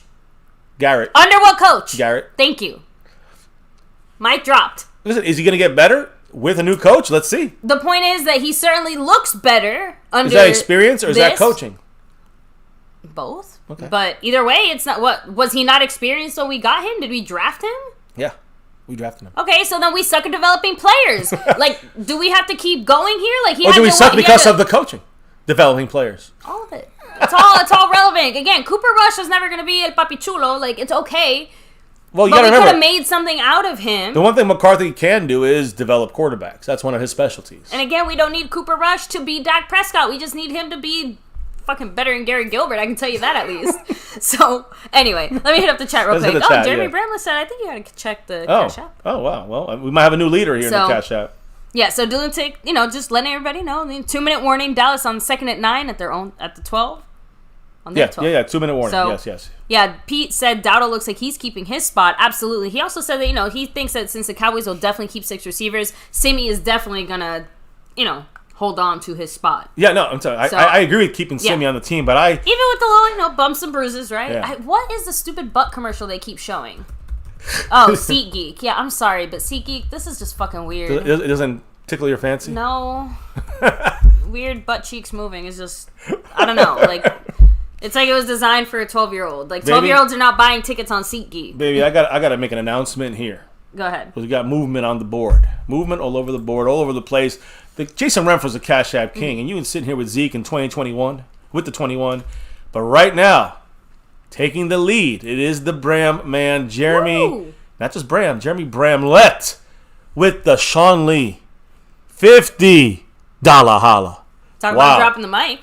That's a mic drop right there. Love Jeremy Bramlett. The Bram man dropping to 50, and it just simply go Cowboys. You know the keeping deal. Keeping it classic. Always keeping it classic. Much love to the Bram man, part of the fam here in MCF, and definitely, obviously, can't do this without all of you guys. But Jeremy Bramlett has now taken over. The stream boss, 85 points. He's taken over the lead in the Cash App, and baby, he's also in second place above my head here. Now Cooper Rush going back, 2nd and 9, gets out of a situation, throws into the end zone and out of bounds. But all right. That could have looked He didn't take a sack. He didn't throw a pick. That's two good things there. Jeremy Bramlett, I got to move him up the board here, baby, because he just jumped literally into second place over Snug X. Lunatic also adding, we drafted Tony Pollard. He'll probably grow in someone else's team. Wait. Say that again? We're probably, like, Tony Pollard, when his contract, he's probably going to move on past his rookie contract. But yeah. We won't be able to afford him, probably. Or at least, afford, like... You get what I mean? We can't afford to pay a backup as much as we would have to pay to keep him, and other teams will see him as a bigger piece. To the corner. Come on! Yes! That's a touchdown. Cedric Wilson! And that was a great job by Cooper Rush, guys. Yes, I said it. I love how Dak runs on the field, too. Cooper Rush. This is a play you've seen in practice, in training camp. Yes. Just wait, hit that corner pylon. Basically, it's an out route. It's a post. It's a post is the inside, so it's a flag route. If you looked at the old days, and you go, Cooper Rush just placed it perfectly. It was a one-on-one coverage on, Cedric Wilson on number 26, Hargraves, who we saw a lot yesterday in our simulation. Went from the slot to that corner. You have Noah Brown and Simi Fehoko do quick turnaround curls, and that there, and in a man coverage situation, that's an easy situation. All you gotta do is throw it up there, loft it up, and make it as like Lirum, the leader. What's his name? Hairuluhu. Kevin, this is my husband. So no. I missed the question, but anyways, there it is. You see that right there? These quick 2 outside turn down. You see it? They're actually literally saying what I just said. Look, 2 guys go in, leaves the top open, And it's man coverage. It's a zone. You can't really do that. You got to look for the underneath. Great read by Cooper Rush. They all know. They're like, yeah, just do that. Dak's just like, Nussmeier, they're like, get the read out there. If you see it's man coverage. McGovern's the first one to him, too. I love it. Guys, some of these backups on offense are definitely solidifying their play. Cedric Wilson, Noah Brown. And we know about McGovern. I have to admit, especially after 2020 and having so many issues with injuries and everything else, I'm thankful that we have this kind of depth on our team. As much as I hope I never have to see it, I'm glad we have it. I 100% agree. 100% agree. Yeah, DC for thing. Everybody's saying it. And Cooper Rush, he's taking over second place right now. Job. Right now, I don't feel like there has to be much of a debate, the lunatic, just because. Better question is, who is still championing for Garrett Gilbert? Drop it right now. That's what I want to know. Well, I mean, I want to see a good battle. I'm not giving up on Gilbert, but I think Cooper Rush has the lead now with 1 week to go. We still have one more preseason game to go for sure, but I think Gilbert's. I would like to see Cooper Rush taking more reps as the number 2 as opposed to the number 3 like he has been. Well, and I think now, he's been the number 2 the last 2 weeks. You know what I'm saying? You know what I mean. Like Dak, Gilbert. That's what I mean. I'm sorry, but in my we have mind, 1 game left after this in Jacksonville, and it's only going to be. I know, backups. but Dak Prescott's going to be doing more in practice. So to me, that's what I'm saying. Like with Dak doing more in practice, there's going to be less reps for Gilbert and Rush and DiNucci. So you're saying in practice you want to see more reps? In practice, I want to see Cooper Rush getting equal or more reps to Gilbert at this point. That's what I'm saying. Like that dynamic has to shift because Gilbert has still been getting more reps overall. Correct. He's got the starting reps. That's going to change this week. That's kind of the reason why we assumed Garrett Gilbert was get in there the weird coach favorite too, until Stephen Jones made it pretty clear that Garrett Gilbert is not solidified. And it was clear in this game. I think I think that you would have seen more Garrett Gilbert in this game if it wasn't for him not really playing that, as good as he could be the last couple of weeks. So I think now Cooper Rush next week should come out as the number 2. Gilbert should come out as the number 3 and let them figure it out there, in this last preseason game. And you're right. Dak's going to get a lot more reps this week. Not all the reps. Oh, man. First down. And that's with Keanu Neal. That's our starting defense out there. Micah Parsons. I missed the front line who was running there. But, yeah, unfortunately, Jordan Lewis had to make the tackle. Looks a little bit looking at his ankles. More importantly, though, Keanu Neal, he's not going to be a guy that's going to necessarily get in there when he's blocked. He's going to be able to shed the block as well because he's a small linebacker. But same thing with Micah Parsons. But he's faster. He's quicker. Nice job there. Micah Parsons makes the play. Nice job being faster and quicker. Bringing up the very valid point, and you brought it up too. We drafted Rush, so almost a little more inclined to keep him because someone somewhere saw something. That's under Garrett, though. That's different. That's what I'm trying to say. Right now with Cooper Rush, our front office was still. Cooper Rush left this team, was cut, and then was brought back. Dumped down. Good defense. No flag there. Micah Parsons in fantastic coverage. 3rd and 4. I mean, right now the Cowboys, they're playing you feel them playing a very pressure front 7, right? They're really pressuring or up on that line of scrimmage, making the quarterback have to make quick passes and decisions. That helps the secondary. I love it. Look at that great trade-off there. Look at that. Okay. They're coming down on the coverage. Yeah, Kevin was just joking. Okay, that makes me feel a little bit better. I love it. It should not have been a flag. No, that should be a flag? I don't know. That play looked good to me, but I don't know. Maybe he's talking about the next play. Here we go. We got, now again, all the guys. We got 7 guys in that box area. Just look at it. They're coming. Blitzing. Get in there. Curse. Yeah. Nice play. That should have been a flag. Intentional grounding. You're right.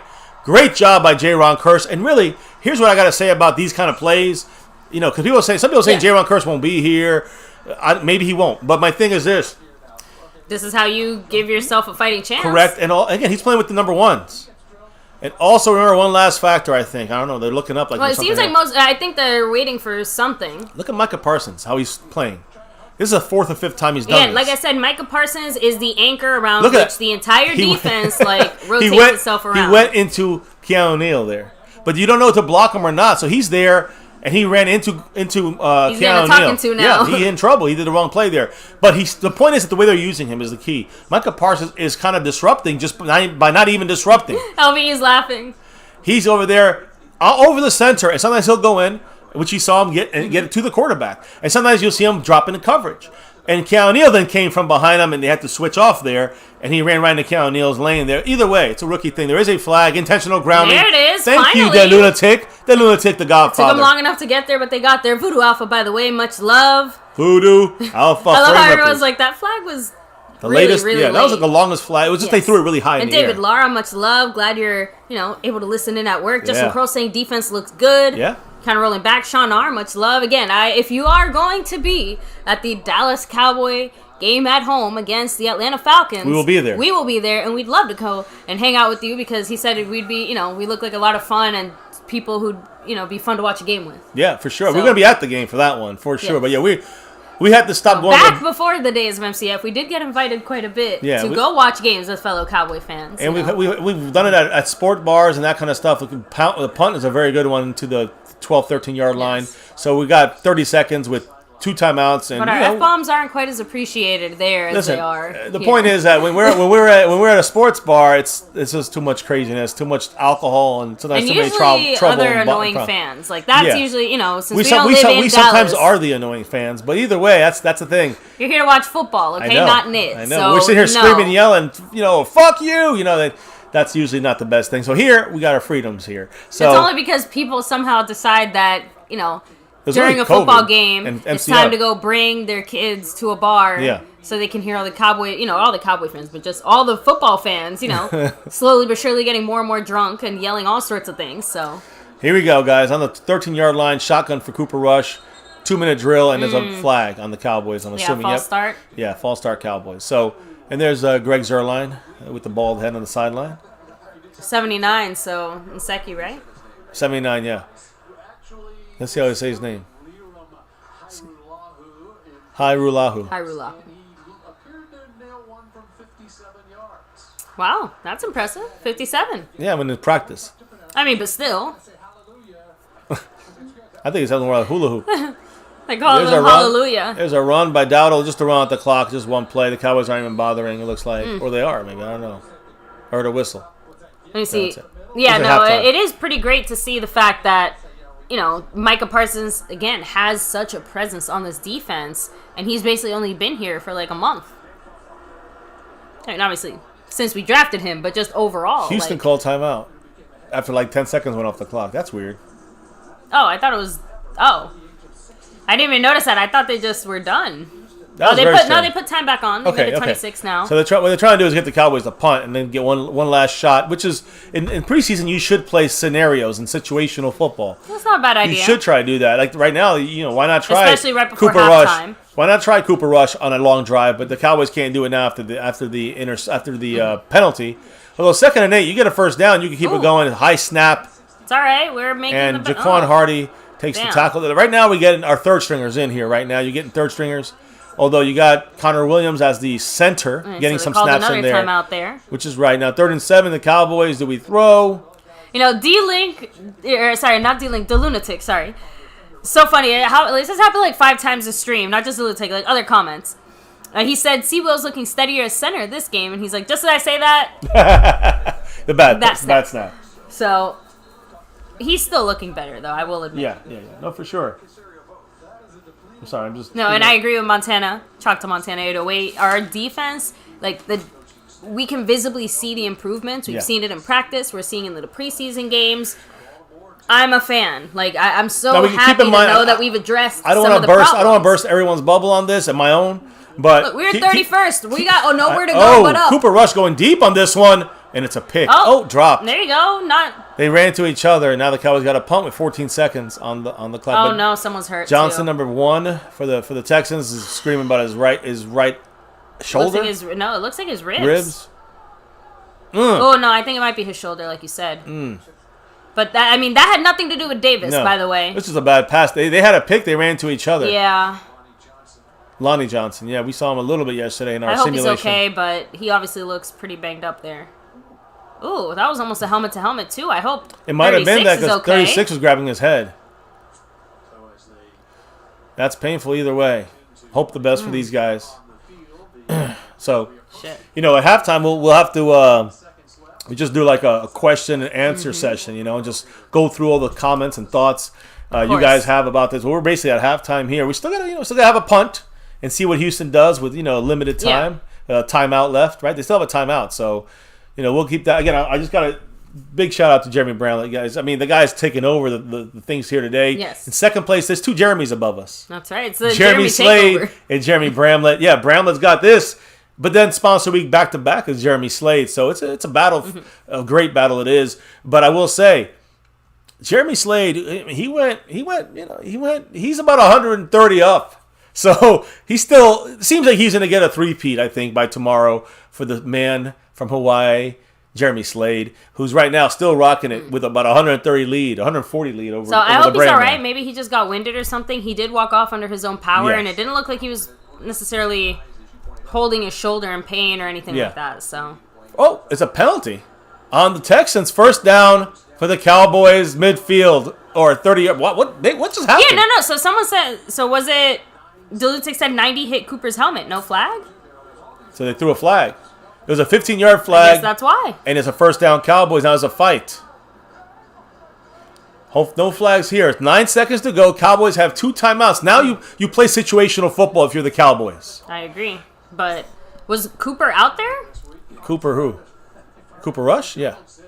Oh, okay. That Amari Cooper is not playing. They're on the 4th string. Sorry, I don't call him... I'm not thinking about him as Cooper. That's why. I'm keeping him as Rush. Here we go. We're on the 35. High snap again by fucking Connor Williams, who's sucking nuts. Listen, can we get Connor? We got to stop this experiment with Connor Williams. He's not going to be the center. I mean, somebody's got to be the backup center, though. He's got the glasses on. Jaquan Hardy. Goggles. Yeah, I never. That was old school. So Jaquan Hardy with old school goggles, and we're now at halftime. Who can't deal with contacts. I don't even know how I would ever do professional. I would need serious. I would need full around goggles like this or something. When I played, I did not wear glasses at all. Goggles, because they were just too bulky for me, and it just didn't look good. Let me just be real. And also, I just had to, back then. I guess you could say, glasses are a little more of a fashion statement now. Back then, it was like, you don't wear glasses. So look, glasses came a long way because I know my first pair of glasses were the ugliest glasses in the whole world. But by the time I got my second pair of glasses, like cool glasses, it was already in with like colors, Welcome with us here, but I do. Let me fix the mic so it's out of the way. There, yes, here. Let me scoot in a little more. There you go. So, no, I was gonna say that we're not going to fix have the best defense. We're not going to get Aaron Donald in here, right? So for what we have, when it has the Brett Urban, who holds his gap assignments, it's very important. Why do you think you see the linebackers doing more? Because of Brett Urban. Why do you think we're keeping a guy like Justin Hamilton on this team, number 99? I'm just talking about the one tech now. Number 99, Justin Hamilton's push he's a big man, a big one tech, and he keeps his run gap filled. He gets double teamed, he's fine, and he pushes the pocket backwards. He's not the greatest player, but he does a damn good job. Bohanna is like the rookie version of Justin Hamilton, with maybe more upside. So I'm really looking forward at the one tech at these 3 guys. You go over to the 3 tech, Neville Gallimore, he's going to be very good when he gets back after week 3 or so. But when we go to we go to the other spots at 3 tech. We know we got Tristan Hill, who's hasn't been back in the field. That's a guy we need to see back out there in the rotation. But who's the starter? So right now, it looks like the Cowboys they're leaning towards Osa Odigizua, the rookie, which would be a major, assignment for him. Now, I'm not crazy about him when it comes to when they run at his gap or at him.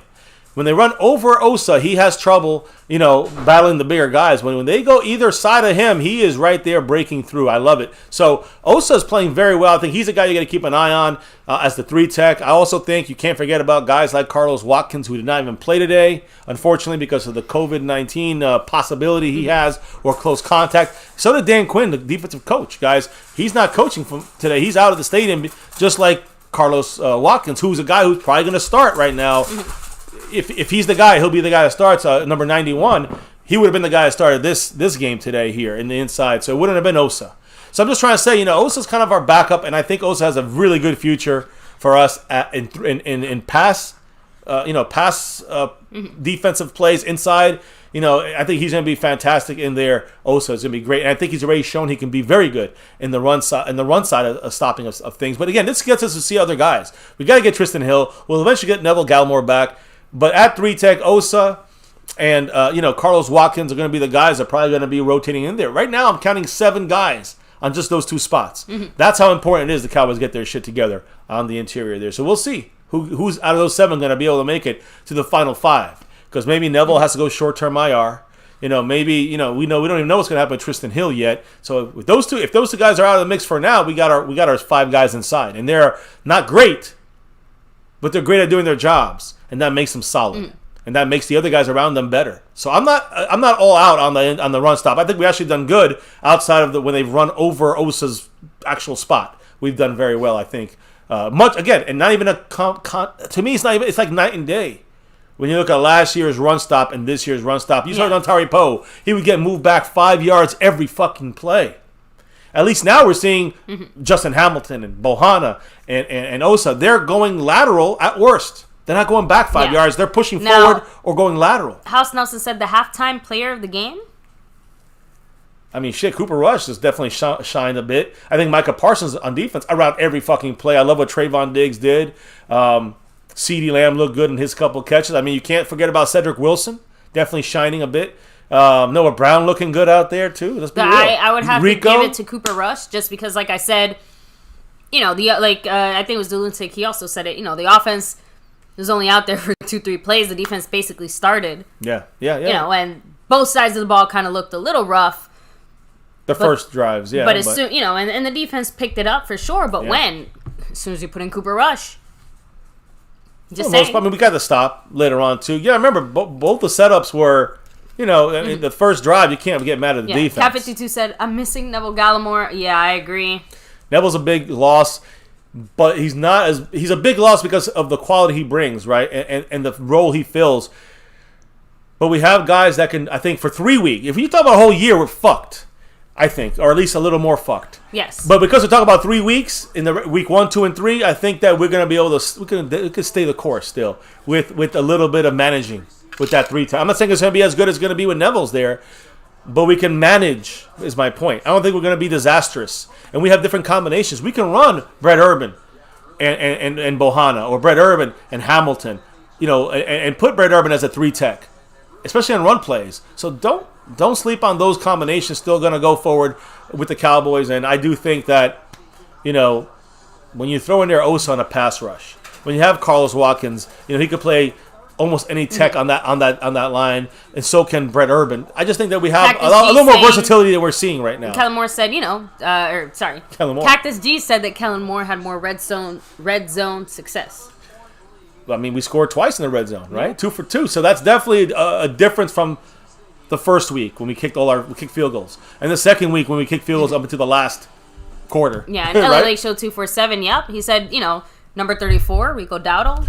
I mentioned Rico. Really, he looked very good, and he's looked good 3 weeks. He had 1 fumble. That's the only bad thing, in the 3 games. But he's looked like a very good number 3 running back. He also can return kickoffs. If something happens to Pollard, he takes over a kickoff return. So, and he's done well at that. Last year, he had a couple chances. He did well in the regular season. So Dowdle's making the team. Jaquan Hardy playing for the practice squad. Brendan Knox, running back, playing for the practice squad. Those guys are playing for the practice squad now and next week. Dowdle, I believe, got he's got that 3rd spot. I mean, by the time we do our after the Jacksonville game, we're gonna do our cut down show right before the actual cuts. Yes, I can tell you right now, there's maybe 10 guys that we don't know. And out of those 10 guys, 5 of them probably we kind of can assume they're going to make it. The other 5 might be, I don't know, and things based on, well, how injured is this guy? How injured is that guy? Exactly. Will McEwen be held on the 53, or will he go into the IR for the year? How are we going to manage Neville Gallimore's injury situation? Tristan Hill. So these 3 spots right here, those 3 spots can change. That's some of the questions why we might not keep a guy or 2 or keep a guy or 2. But outside of that, we know out of the 53-man team, we know 43 guys. We know the 43 guys that are probably making this team, and there's about another 10 that are fighting for the spot. That's for the rest of this game and next week's game and this week of practice. So sorry, I'm kind of watching the commercial. The official supermarket of the Dallas Cowboys. Tom Thumb. Local area there, yeah. they do delivery 1 now. hour delivery. He's throwing that pass to you, baby. He's throwing the loaf of bread right to your window. I guess I understand why maybe someone like Dak Prescott might use that, but I don't know what to say. I really dislike grocery delivery services. That's where I'm how some people still read the newspaper. That's gonna be me still shopping in the supermarket for my food, because having someone else get my food is ridiculous. I know. My mother is like that too. I know. I don't know. Sorry. She don't. Random hill to die on. Helping my mother out these last bunch of years. She's disabled, and needs my help a lot. When I do go and able to pick up some stuff at the grocery, she refuses to let me check the fruits, check the vegetables, anything that has to be looked upon and inspected. She don't trust me. So, baby, sound like you don't trust the delivery person out there. I don't. Delutic also saying, MCF, can you explain that 4-year vet that can be protected like we did with CJ Goodwin last year as far as cuts to our roster? Let me think. The 4-year vet like CJ Goodwin. Like, remember that... I'm trying to think. I do remember that we did something with CJ Goodwin. Okay, well, we cut him. We cut him and bring him back. I know we cut him last year. We brought him back. We did. So if you want to bring these guys back after cutting them, you keep a guy. For instance, if you keep Neville Gallimore when you're 53, because you don't want to put him on a short term. You want to put him on a short term IR. By the way, kickoff is done here. It's underway and it's out of the end zone, so it's on the 25 for the Texans, and our defense is on the field. Backups. So when you're looking at something like that, Neville Gallimore, let's say we don't want to put him out for a short term. Mm-hmm. I mean, we don't want to put him out for the whole year, so you have to keep him on the 53. On the cuts, he has to stay on your team. And then after 24 hours, you can move him over to the short-term IR, 3 weeks to 6 weeks. And I think we get up to 8 weeks if we needed to. We probably only need 3 weeks for Neville Gallimore in the regular season. Fingers crossed. So he misses 3 weeks, and we have to make a decision after the 3rd week, and or whenever we move him on. But the key here is that if once you move him, you create now it's 52 players on your team, right? If you do that with Sean McEwen, same thing. You keep an Oh, they froze us there, yeah. Good play by them on that. And Malik Hooker in the game, by the way, number 28 now. And Sean Wright, all the backups. But my point here is that once you get Neville Gallimore moved off 24 hours on the 53-man team for 24 hours, then you can move him to the short-term IR. You can, and then in the meantime, you open up roster spots. That's how we put CJ Goodwin got back on our team last year, our 53-man team. When we made a couple of those roster moves, moved these guys to the short-term IR, and then we ended up... Dylan Tig just said it. Yeah, we're basically, you cut him for a day, but he stays with the team. Yeah, but he's not guaranteed to stay with the team. That's the thing, Obviously, somebody could pick him up, yeah. He has to get out of... He has to, clear waivers is what the terminology is. So, if they clear waivers, meaning... And again, let me explain. Someone would have to take C.J. Goodwin last year, put him on their 53, and then they'd have to cut someone. You can't take him and put him on your practice squad. Yeah. So that's the catch. We want to pick up a player out there. We got to cut someone. They got to go on your 53 for 3 weeks. So that's the way it goes. So nobody takes chances on guys you're not sure about. Especially you don't have them on your team. They're coming from another team. So that's a good way to put it. There's like 4 or 5 guys who usually get picked up. Not many. You usually got to make your cuts based on that. Change it. It still says halftime. Yeah, I'll change it. Yep. Thank you guys. A little pressure. Deron Carter. Good coverage by Jabril Cox. Getting that defensive stop right there. Jabril Cox allowing only a 2-yard pass catch. Great coverage. He's a linebacker on Kiki Cutie. Now, that guy's fast as fuck. And we got Jabril Cox in coverage. And look at that comeback on him. I mean, he was so fast. Jabril Cox came back. Look at this. Coverage is fantastic by Cox. Fantastic by Kennedy. Fantastic by Kelvin Joseph. Just well done across the board. Great coverage there by our backups. And these are rookie backups right here. So or young guys. 3rd and 4. Blitz for the Cowboys. Up the gut. They go outside. Great job, Deshaun Wright. Great cut. But it wasn't Deshaun Wright. He was just there in case it was a good throw. It was a pick 6. Yeah. It was the pressure. It got their quarterback flustered. 4th and 4 where they go for it. It's so good to see them working in tandem like that. I love it, guys. I love it. This makes me feel better. We start off week 1. We're like, what's going on? Week 2, people are like complaining about Dan Quinn. And I was like, calm down. But now I think we're all seeing whatever level, 1st string, 2nd string, 3rd string, the concepts of Dan Quinn right now being called by Joe Witt Jr. Everyone's having an existential crisis trying to figure out the proper way of saying that Hooker is doing well without sounding like they're supporting prostitution. Something else, yes. I love our Hooker. Dallas, what a punt! I mean, what a fucking punt. That was beautiful. It hit the 1-inch line and bounced. Right? No, baby, that's Anger used to.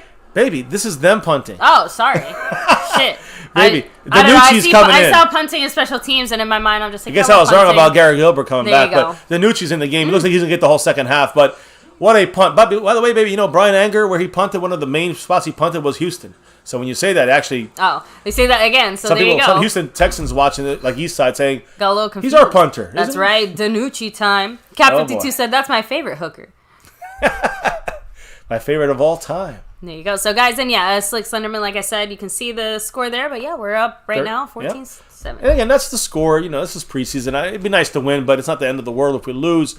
It's more about the way we play, the matchups, some situational stuff, whether it's just the player matching up against somebody else, 1v1 kind of situation in a team, scenario, or the mindset, the way the team is running. To me, it's going so much smoother. Whichever level you're going with, it's the same kind of mindset on the defense, on the same page, like you said, baby. The Cowboys seem to be, knowing. All the players seem to be knowing the install on defense. They are on the same page. They're going forward with it, and you're seeing them.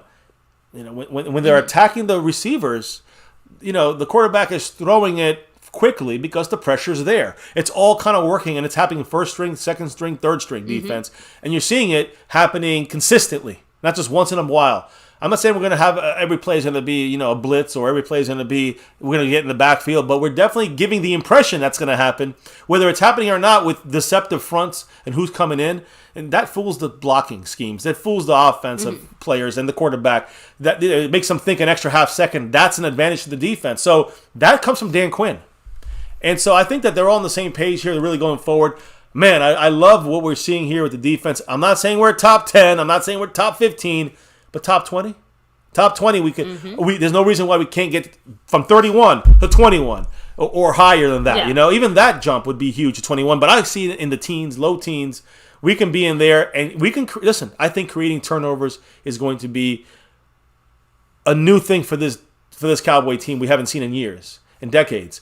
The turnovers are going to come, I think, because of the aggressive. It's been kind of building for years, kind of like almost there. Why do we keep going 10 yards back in coverage every time? We're seeing press more. We're seeing a lot more aggressive front seven work. That is going to help our secondary, our young secondary, and it's going to make our team, I think, play the personnels, the players we have on this team, the personnel on defense. It's going to help the guys like LV and Jalen Smith and those guys as well. Do the Dallas Cowboys have like an official toilet paper, toothpaste, like? Ooh, look at that! Because they have like the official Dallas Cowboy lawyer, the official Dallas Cowboy supermarket. That's what I'm saying. Like, you what get in else trouble, is the call official Dallas Cowboys? Official Dallas Cowboys lawyer. Oh man, I don't know. I do see Ben DiNucci with a nice little run there. He handed the ball off on a jet sweep, a Lenahan special, right there with number 16. Is that Aaron Jones or Reggie Davis? Whose mouthpiece is it that looks like a bobo? I think that's Hardy, Jaquan Hardy. Okay. Is it the silver or the gold one? It looked like green and gold, yeah. Yeah, I think it's Jaquan Hardy. Here's DiNucci looking back, dumping it to Hardy. Out of the backfield, number 37. Makes a little move and gets about a yard. Could have lost 3. I agree. So, here, let me go get the dog. You'll see his Bobo here in a minute. So 12-12 to go, guys. Much love to the brand man, Jeremy Bramlett, the man from Hawaii. Jeremy Slade, back-to-back right here, sponsor of the week. You got Jeremy Bramlett in second place overall. But the brand man, he's got that 85 points on the Stream Boss. And, of course, Jeremy Slade from Hawaii, not only back-to-back sponsor of the week, but also currently leading in first place. The brand man in second. Jason Renfro is the Cash App crown holder, but Jeremy Bramlett right now is the Cash App leader. There, Cowboys cannot block very well, and unfortunately, Connor McGovern, Brandon Knight. I see Nseki, he was not really a part of that issue there, but Farniok is playing center now. And by the way, Farniok's our 7th round pick this year. I believe Farniok is a better snapping center. Yeah, I said that last week, that when I saw Farniok, I felt better about the snaps, and that's something that you have to really think about. I think that's why the Lunatic was speaking about, that's a free play for the Cowboys. DiNucci, you got a free play, baby. Just do your thing. There it is! Woo! Number 18, Aaron Jones with a nice big play. Oh, there's a flag, it's on them, baby. It was a free play. Awesome. Free play. So Aaron Parker with the big play there. I think Reggie Davis got the run on the sweep on first down. Third down is a flag. Look, it's got to be on them. They would have stopped the play if it was on us. I agree. That is beautiful. Cowboys are past midfield now. Oh, fuck! It's on each team. So we had a fucking illegal motion after they gave us a free play. What the fuck? So it was the guy who caught it, Aaron Jones, an illegally in motion. Where was the motion? I want to see the motion play. He wasn't even... What the fuck? Wow. What was illegal about that? I don't know. I wondered, maybe was he not set? I mean, I thought he was set. Yeah, I didn't see him move. DiNucci threw that like a fucking baseball. Someone's got to explain that one to me. I don't know. Illegal motion was before the snap, so I don't know what it was. They didn't show it too early. They didn't show it early enough. Someone could probably TiVo it, DVR it, and go back a little bit. Yeah, Third and 11. I'm sorry. No, Pete, remember that Alarcon he's the international player. He'll always be on the team in like that special exception. Oh, so dropped. I see me for Hoko. Better defense than it was a drop. And we got a punt now. After getting to the 50, now we got a punt. Yeah, I mean, I think what Pete's saying is that he thinks he can make the 53. And what I'm trying to say, is the Cowboys are not going to use a 53 spot when we have to use so many spots already with guys that are either injured or. Well, he did say it'll probably be by like week 4 or something. What, that Alarcon comes in? Yeah. Well, no, then that's different. I mean, if the Cowboys have. Here's the thing. International players, when they're on that exemption going into the season, it's kind of like our IR, except you get to be on the practice squad. So you get experience, but you can never play that season. Do you guys understand what I'm saying? I think that's the night you missed. That's a couple weeks ago when I talked about the IR. I mean the IPP, the International Pathway Program. And the thing is, when someone like Isaac Alarcon, if he makes the 53, of course he can make it straight up. But the key is this: if you have him on the exemption this year, he can play. You need to announce, okay, we're going to move him to the practice squad, which they can do. I guess they can do that week 1, but they probably won't. They say they got to move Isaac Alarcon to the practice squad. He's got to be there 3 full weeks. Then after the 3 weeks, he can come to the 53. You understand? Or he can still stay on the practice squad. But you had to be on the practice squad for at least 3 weeks after coming off the exemption.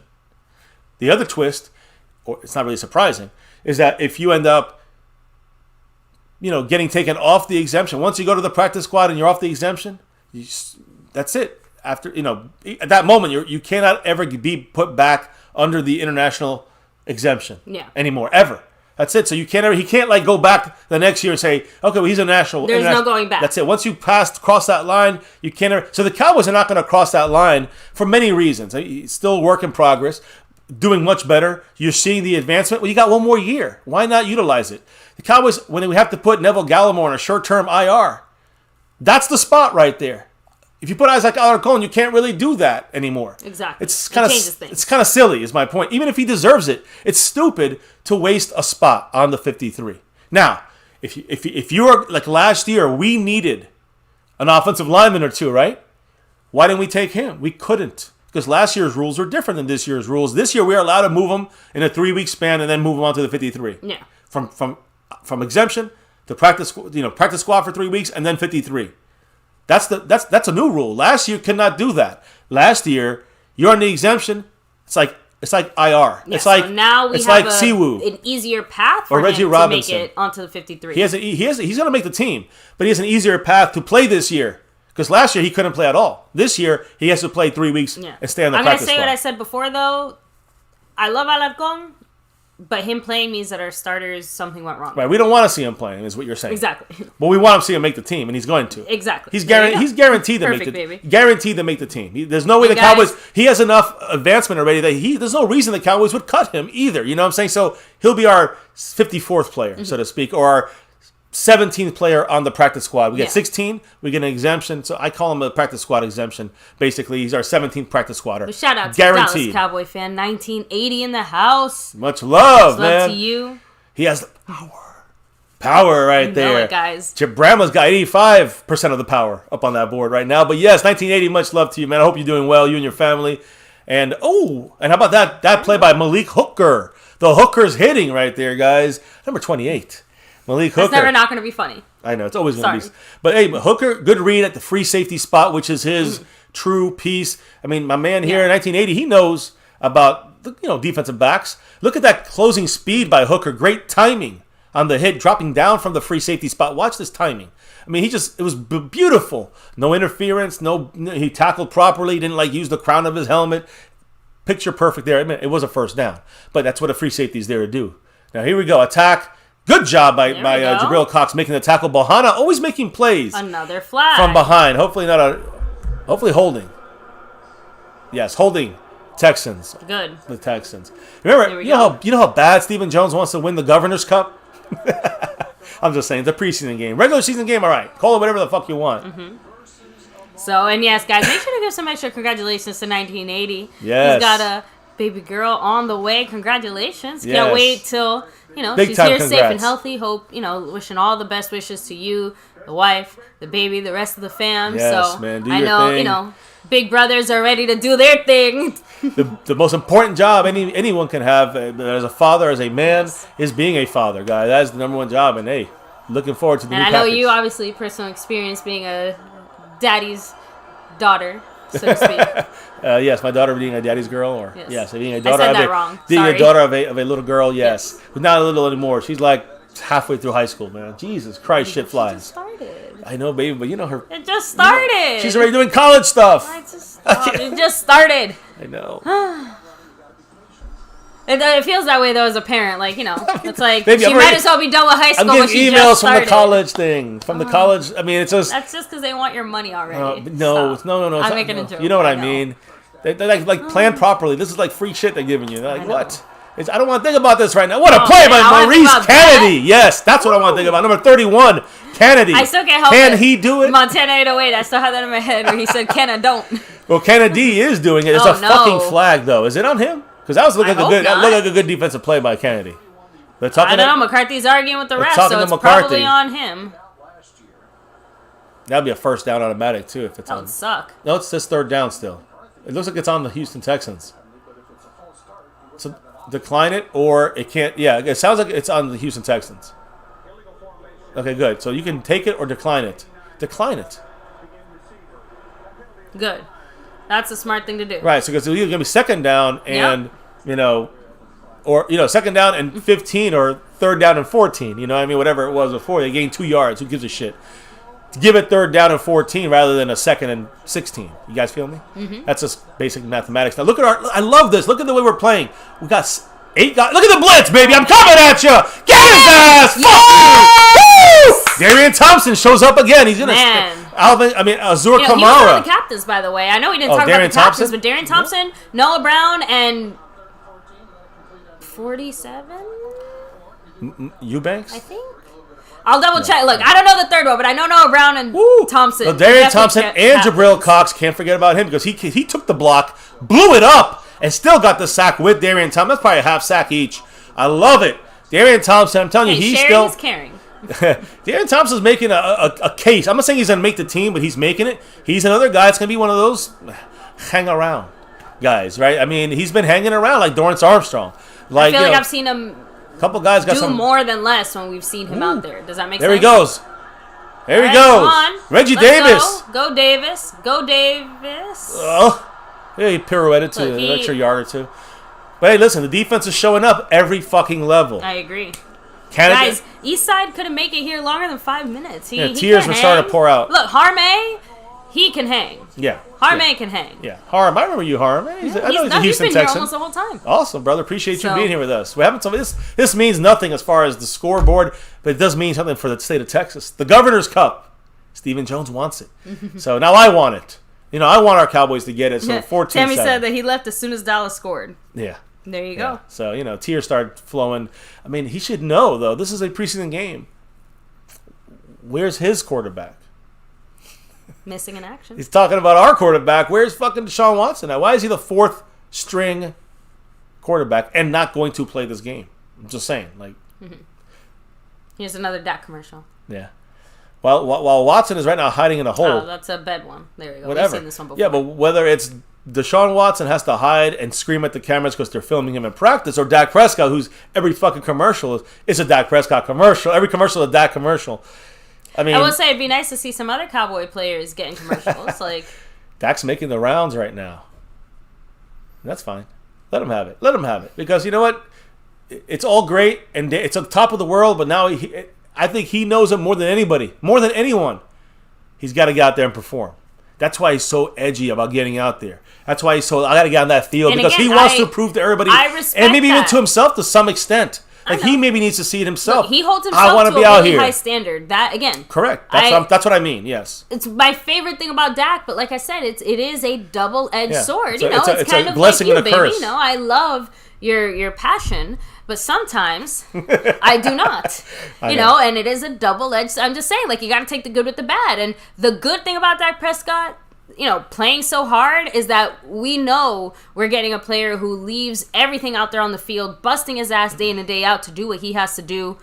And we know he has the ability to do it. That also means that sometimes we got to chain him to the freaking bench, or else he's going to go out there and hurt himself or do some dumb shit sometimes. So, I'm glad that we have people around him that can help with that. And I think that we have great strength and conditioning and medical trainers there that are going to work with Dak on those things. But here's the key. I think it's again, I don't think this will happen, baby. If it was like week 3 or week 4, he would have been playing. I don't think this is the same Dak you're going to see week 3 or 4 after playing a bunch of games. Oh, yeah. I think this is because he hasn't played any games.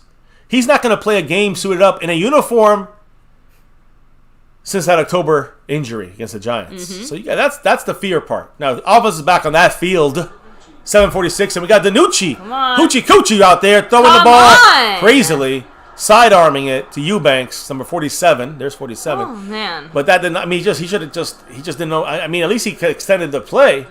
You got Brandon Knox back there as the running back, number 36. Big miss there. Who is that? Jeremy Sprinkle, who should be like Blake Bell blocking wise. Not doing good holding his side there. Sprinkle, 87. That's got to do better. Got to do better. Let me see. Now just kind of rolling back.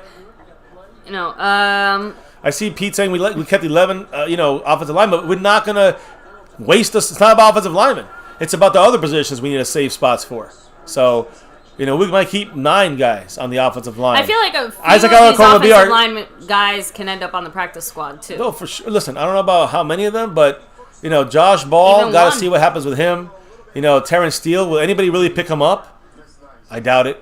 I think Brandon Knight stays. He's a guard right now playing theirs. I'm just saying Connor McGovern's playing the guard. So, Farniok is a guy you can cut and pick up on the practice squad. Move him onto your 53 and protect them if you need to on your practice squad. So I think Farniok makes the team on the practice squad. The Cowboys not going to use up, interception. And what a bad awareness Randy Gregory there. Distracted by the interception because they're trying to talk to him now. He just said it. I'd like to prevent that from happening. So, by the way, you notice Randy Gregory wearing his Hot Boys chain? Yeah, I did. He needs to get rid of that. But no, that sucks. I like that because it means he's part of the club. When will they cut? When will McCarthy? This is on McCarthy's question here. When will he cut fucking DiNucci? Overthrow, horrible throw.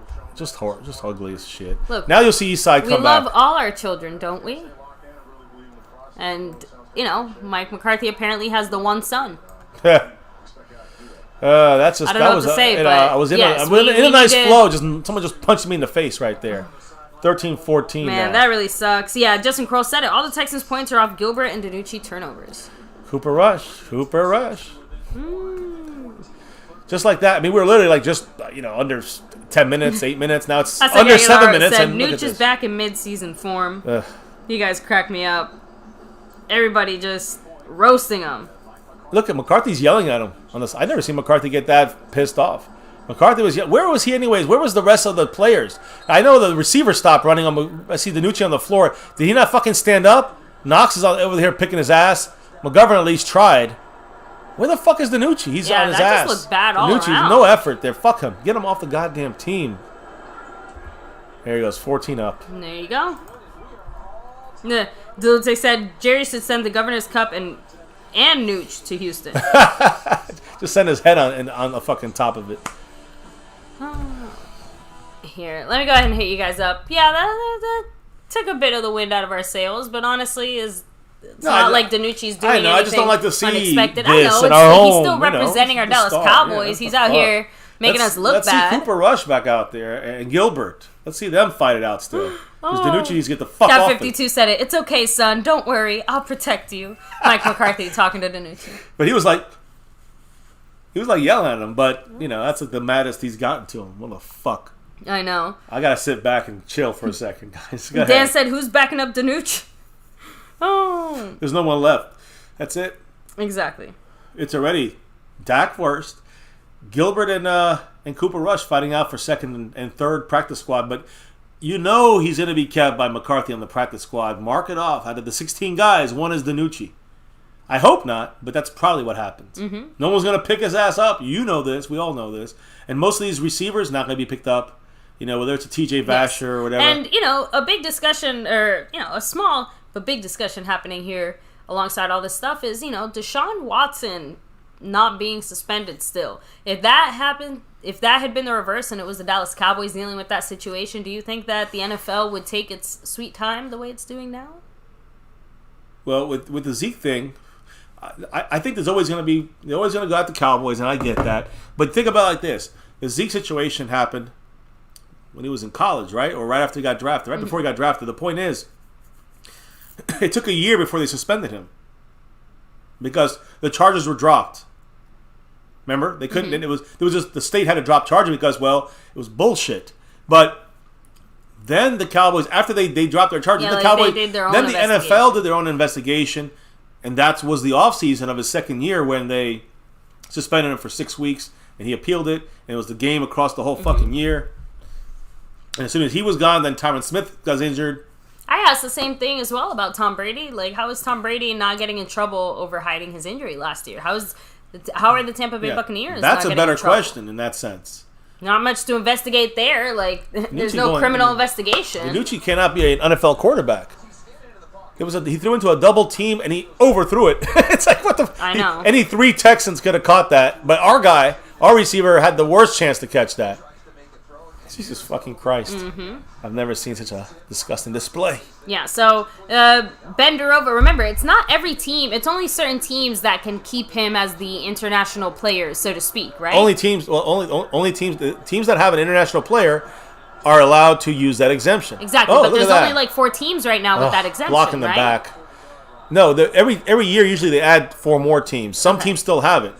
I think that like the NFC South, I think they've run their course, but I think there's still like 14 other teams. There's like 14 teams that have this exemption. Yeah, but it's not every team that has that one. It's like 14 to 16 teams I think have it right now. And remember, there's no guaranteeing that. Again, I don't see. We're not moving on from Alarcón, but there's no guaranteeing that if we somehow did, that another team would snatch him up because they have their own. It'd be stupid to cut him. Exactly. You'd cut him, and you want him back, then you just keep on the exemption. We're not cutting him. Exactly, and he's going to be on the exemption, guys. And again, last year he's out for the year on the exemption. This year, he only needs 3 weeks on practice squad, and then he can come on to the 53. That's all. That's the only, instead of the whole year being missed. Sorry, yes. There it is. 6:43 in the third. DiNucci throwing the ball again. Simi Fehoko with the catch. Simi. There you go. Got 4 yards there, right? We got a little DiNucci yesterday in our game, in our simulation, we did. Right? Yeah. And he was going through Simi the whole time. Simi was a big player in the simulation yesterday, number 81, trying to bring back those T.O. vibes. I'm not making fun of T.O. I'm making more fun of... Eastside Herald decided to show his face again, but only after Houston scored. Only after DiNucci gave him, is really undercover Houston. He's really going to be the Houston Texans starting quarterback this year.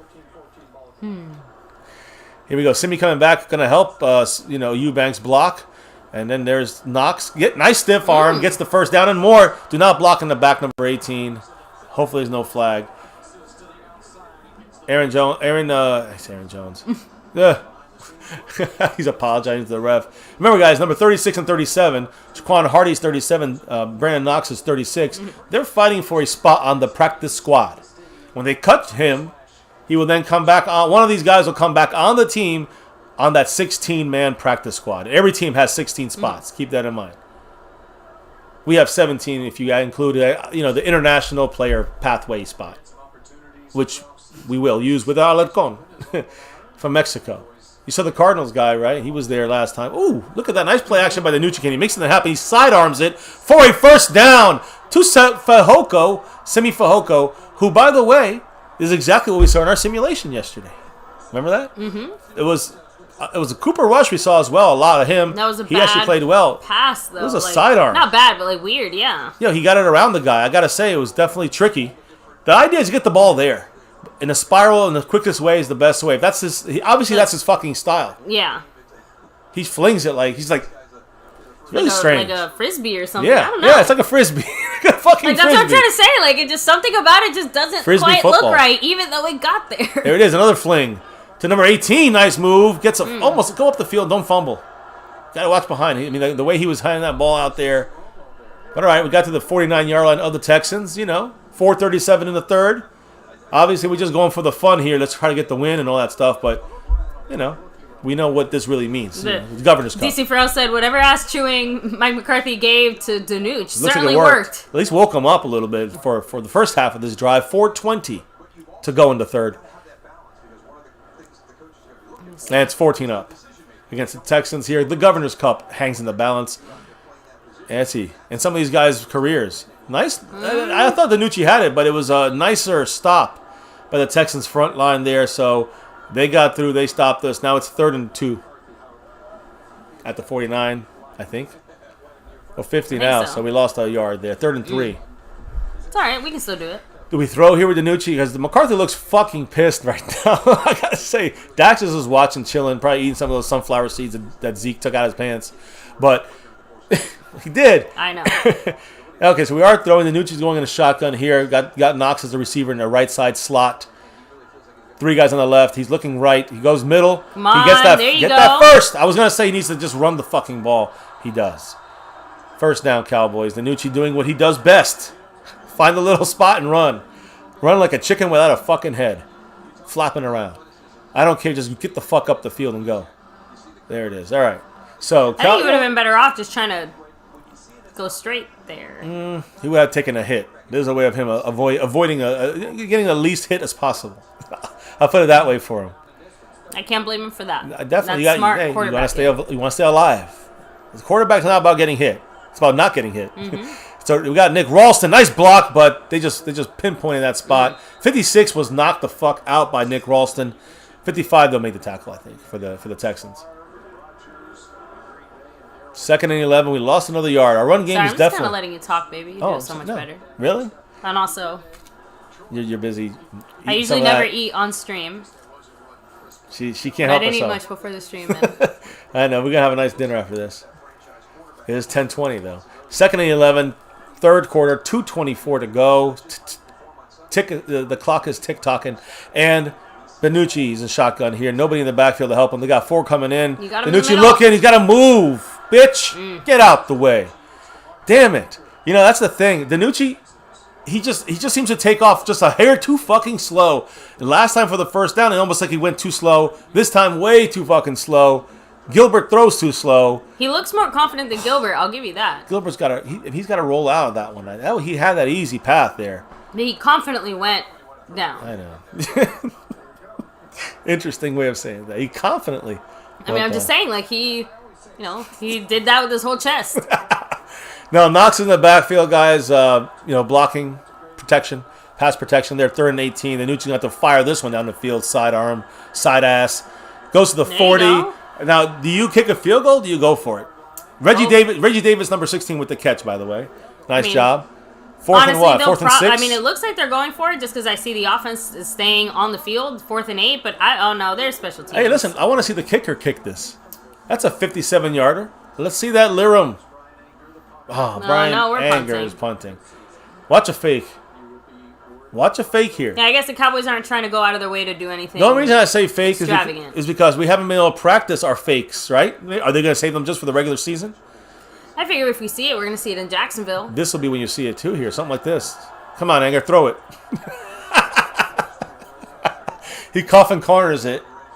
Inside the 20 once again. Where does it go?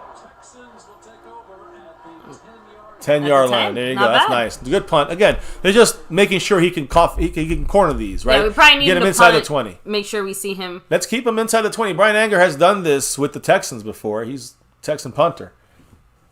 Much love to the Osa Odigizua Club here in the house. 75 people, and you guys pretty much been 75. I know we hit like 100 earlier, 90. You guys been the true 75ers, the MCFers. Much love to each and every one of you guys. We're ripping the 94s here, the Randy Gregory style. He did do a couple nice plays early, rushing the quarterback and making him throw a rushed pass. I'm saying he's pressuring the quarterback, but rushing the quarterback and making him throw a bad pass. So good job by Gregory in the minimal snaps he got.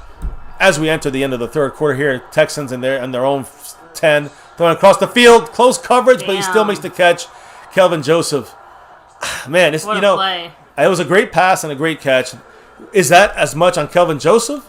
Was that a fault of Kelvin Joseph? Let's watch. Here's the route. In good coverage. But he is burned here. Sticky. He could have done a better job staying closer with speed and closing speed, which usually he does well at that. He looked a little lost in the middle of that route. I'll leave that there. Kelvin Joseph, we know he's going to be a guy in this thing, but will Anthony Brown be beat out by him? I think that Kelvin Joseph still has a little bit more to go, but yeah. Week 1, it's going to be Anthony Brown. Probably. We're assuming this. Oh, shit. Free play. They stopped the play. There you go. Azur Kamara, little jump there, offsides.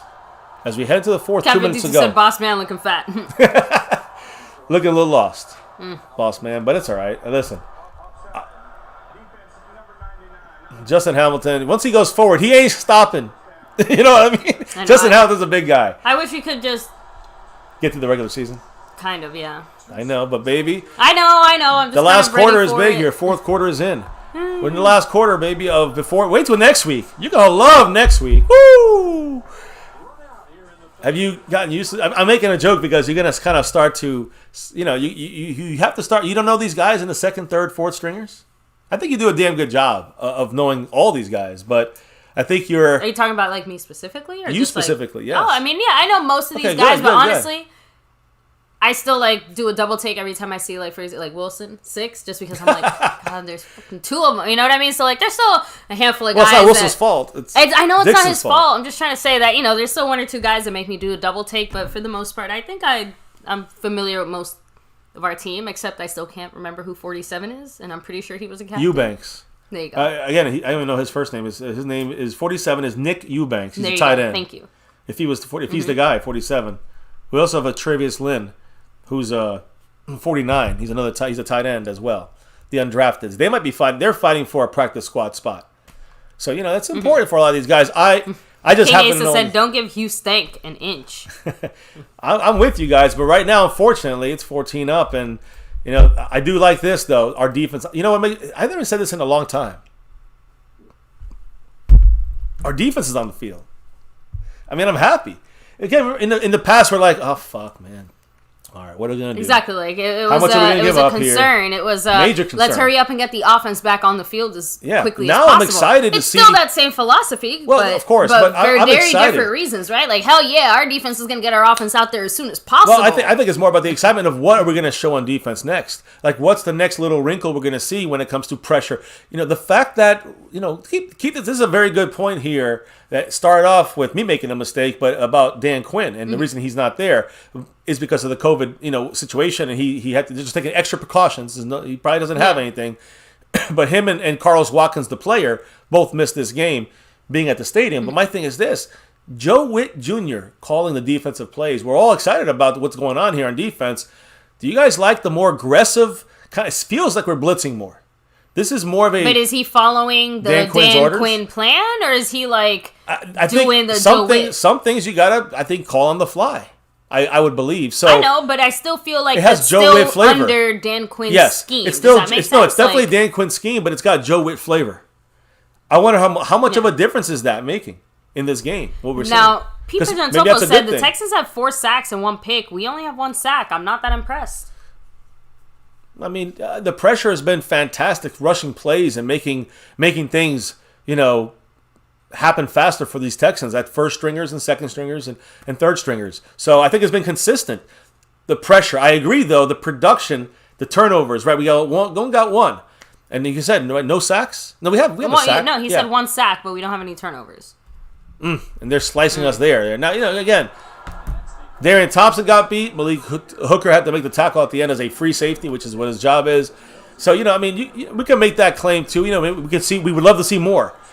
But my comparison is not to the number 1 defense in the NFL or even an average defense in the NFL. My comparison is to the Dallas Cowboys of 2020 on defense.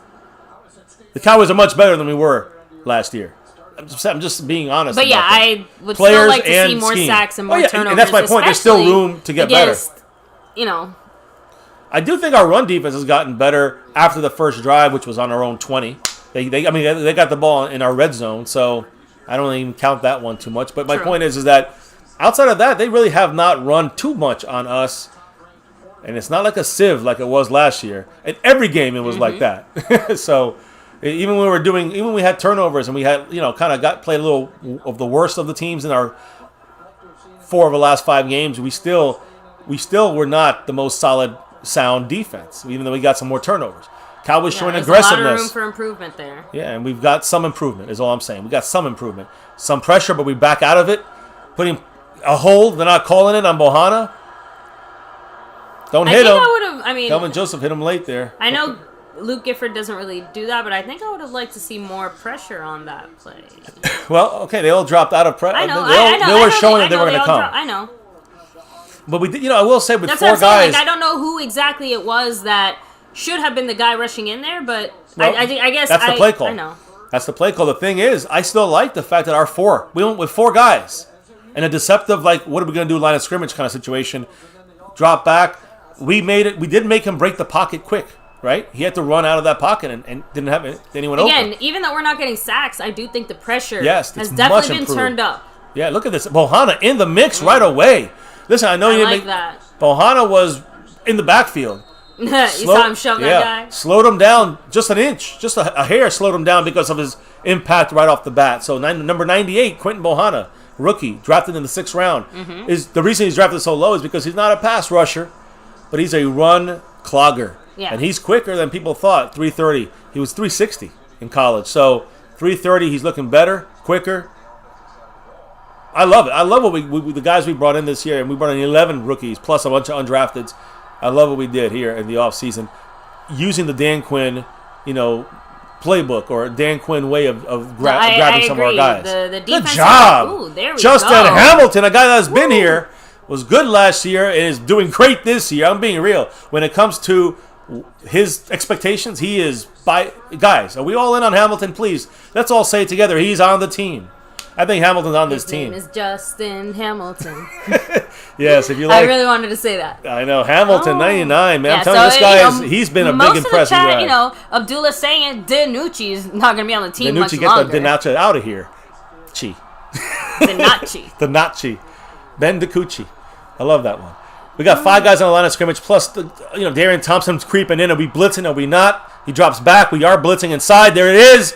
Luke Gifford with the pressure. And then you look at that. And again, you're not getting sacks. Look at the coverage of Jabril Cox. Exactly. Very good. Covered. On him. You know why you don't need to cover him for 10 minutes? Because we're bringing some pressure. We're bringing deceptive fronts. That's helping our defense. And it helped us first stringers, second stringers, third stringers. Azur Kamara going to make the hard knocks on that, right? He was in his face there to disrupt the pass. Azur Kamara had a good play there, right? Didn't get a sack. But last week, I think for this preseason. Sorry, was I off screen? No, I don't know. Last week he was, I think for the year so far, he has 3 tackle for losses and 3, pressures. Block As it. an edge defender, that's like the most in the NFL. Block it. Oh, man. He got it. He missed the blocking of it. I know. And he made it. It's 17-14. Houston's winning. So, now Bobby Bottle's in the house. He said the big difference is everyone is running to the ball on defense. Too many times last year, they just kind of walked or jogged to the ball. Like, again, another great assessment. Even in just the little things, we're seeing them put in more effort. Remember at the beginning of the game, we said, I think it was actually Jeremy Brownlet that said they look like they're playing very unmotivated. Like, lazy, like slow. And then, we kind of adjusted clearly, made both a few sides tweaks, of the ball, yeah. And then got going a bit. So I still think that slow starts are going to be one of the themes of the Dallas Cowboys for some reason. Especially week 1. I'm going to say that. I need to see the scripted plays first to see. I'm just saying, let's see those changes there too. Because and that's why we said Ben McAdoo could be have a role in helping Kellen Moore maybe improve that. And I know it's scary to say that, but and Mark Hobbs being in the house, aloha to you. Yes, Mark in the house. Pete saying, I liked Hamilton since we put him in last year. We should keep him, but who do you cut? Or basically, I know. If Justin Hamilton stays on the team, who's the guy that does not make the team in his place, kind of. Well, you don't. Yeah, exactly. That's what I'm saying. Is like that's one of those situations where. Because I don't see Justin Hamilton. I don't see making it to the practice squad. I think that he's done enough and put enough flashes on tape that I see other teams. Will a team go grab him? I personally think so, especially a team that is. For example, right now we have lots of we have a lot of depth at a variety of positions, and we're actually, I wouldn't. Okay, let me rephrase this. I can't immediately think of a position where I would say we don't have enough depth or we don't have at least, like one or two. You know what I mean? Like, I think we've done a solid job of addressing most of it. And for the most part, most of our starters are healthy and ready to go. That's not the case for other teams. Like, other teams might be hurting, on the D-line and looking for guys the same way that maybe we're keeping an eye on backup quarterbacks. And Justin Hamilton, to me, is a guy that you call the right team. I could see him. You need a run stopper. You call Justin Hamilton. You got a guy that's a good number. Again, as a depth number one, a depth one tech. He's Delutic said I would risk Hamilton clearing waivers, and I agree. I would see if we can, maybe sneak him onto like the practice squad if we can't help it. Oh wow, look, they're showing how Garrett Gilbert holds the ball like Dak or like his hand size. What are they? Looks different grip. No, they're talking about the size of his hands. Yeah, that's what I thought. Dak Prescott has giant hands. So, and Babe Laufenberg. Yeah, he's already mentioning that he had McClay measure his hand. If somebody measure his hand, he said, he has pretty big hands. That's the so thing. Basically, you have to have big enough hands to be able to. That's why I was quarterback. I have bigger hands, so it was. I guess I'll never be a quarterback. Oh baby. That's part. I never. Right. I guess I don't ever realize. That's what I'm saying. Like it's just He fumbled. No. The football is so big. Yeah, Reggie Davis like the wind. And the regular game football too. Like remember we got to hold it at the Pro Bowl or something. Like that thing is a. When I remember brick. It's like a whole ass baby. Troy Aikman and Jimmy Johnson. God, he looks like a cornstalk. Like I'm just saying, like it's like I see Troy's face on this tiny little child body. That's what I'm saying. Like he just looks. Oh man, teenagers. By the way, I gotta give you an update on this guy right here, number 94. What about him? Randy Gregory, guys, is done for the night. Of course, we know that. We figured. Yeah, but we didn't see him play that much. Honestly, he played a couple snaps. He did pretty well, but he was on the sideline with a bag of ice strapped over his right leg and in his knee area. He's in good spirits. Doesn't seem like anything's major, but just maybe a little soreness. But he said, he was cheering for the teammates. He was standing next to DeMarcus Lawrence. They were talking. So, oh my goodness, what a bad block that was. Great catch there by Eubanks, 47. We're lucky that wasn't a safety. Oh, that's a cheap shot by 36 at the end. Anyways, I mean, it is something that we got to watch now when it comes to Randy Gregory. He gave me a heart attack there. But the good thing is he's out for the next 2 weeks, right? I mean, he's got 2 weeks to rest, Randy Gregory. There's no more, preseason for him. He's going to be playing week 1 against the Tampa Bay Buccaneers. But it does, it is a little concerning. Now, they got Trayvon Diggs on the mic right now. I mean, bumps and bruises are definitely going to happen. Hopefully he just got, kicked in the leg or something. The way we saw quick run outside. Needing to adjust his package. Badass. There you go. Yeah. It took me a second to remember. I'm like, who was it that? Yeah, but Tyler Beedish got a little yanked around. Yeah. I'm just checking a couple of the. Make sure there's no other injuries you got to worry about. I'm watching here because Trayvon Diggs is speaking, who's done fantastic, guys. Let's be real. Trayvon Diggs is playing fantastic, but it's more about. Randy Gregory, I want to see the knee injury. There is a right, I think I said right leg, right knee. So we got ice on there. Hopefully just a bump and bruise, not going to be anything that stays too long. I see Nick Eubank in motion and Nick Ralston with the run. Another second run from Nick for Ralston. Much love, Mark Hospian. And a bigger drop there than a run by Ralston. That's right, with the $5 holla. Hospian in the house with the 5 on it. What did he say, baby, with that 5 on it? And he's in the top group of this of the crew here. He said, "You know what they say about big hands, right? I have small hands, lol." Go Cowboys! Any news on linebacker Luke Gifford is playing? I always liked him. Yeah, he actually 57. Is playing. I mean, can't really say much just because I haven't seen him in any plays, but he hasn't made any obvious mistakes when he's been out there. And I pointed him out earlier just because I thought the Cowboys could have called things a little bit better there, but. Yeah, it wasn't on him as much as it was. Yeah, but I think he'll make the practice squad or, still be around. He's a guy he'll make the team if he can play special teams to a high level. That's why I said that, he'll be around, if he makes the team because of special teams or if he ends up on the practice squad. Right, I think that one way or the other, he'll still probably be here. I think that's one of the things you have to look at, and that's the thing about Justin Hamilton, right? Like, like you guys saying cutting him, making it through waivers, I agree. He'd be the guy he's one of those really borderline bubble guys that you want to find a way of keeping here. Yes. So I think that is, that's a great point. So. Quick throw. No, wait. I love you. Just keep the hand open. And we did a 5 and a 5. Mark just dropped the 5 and another 5 on it. The size of my hand. 5 on it by Mark Hovespian. Much love to him. All the way from Hawaii. Aloha, and he said, brother. Aloha, we have too many players who we say are our best. In reality, Neville and Hill, they would not start for most NFL teams. Not many teams, would have both, they would not do what the Cowboys are doing, basically. Ooh, there's a run by DiNucci, by the way, for 1 yard. That's the unfortunate reality, Mark, of us being in kind of a weird rebuild. We've been rebuilding this defense for a while, and I think we're close to the end. But with Dan Quinn coming in, I also think that we're also rebuilding it because we're shifting the defense in a slightly different direction. So, Neville Gallimore, it's still, I think, a little too early to say that most teams don't have him start just because, it's still too early. But Tristan Hill, I do think, is just he's an inheritance, right? Maybe not the greatest one, but an inheritance nonetheless, and we have to use him because that's what we have. But I agree with you. I don't think either one would start, but defensive linemen are usually those types of guys where, even the best, usually have to take their hits and get their bumps and bruises before we really start to see them shine. It's very rare that a defensive lineman just goes in there from freshly drafted to, playing. And I think that's where you get someone like, Neville Gallimore, Tristan Hill, but then you got Osa. I think he's a guy you can look to be a starter next year in a real way.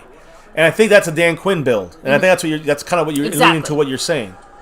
And I think that Tristan Hill is a guy that, you just got to, business-wise, you have the money-wise, draft pick-wise, by the organization, Dan Quinn can't really touch him right now too much, I don't think. Exactly. And then you got, I agree, Neville Gallimore still, last year had a good second half of the season in the first half of games in the running side of things. Now, McCarthy said he's elevated his game from last year's situation. So hopefully, that's something that we'll get to see. We didn't get to see some of it, but we get to see it all. So I agree. There's some concern there. So I can see that. But it's more about the rotation and the guys we're building in there.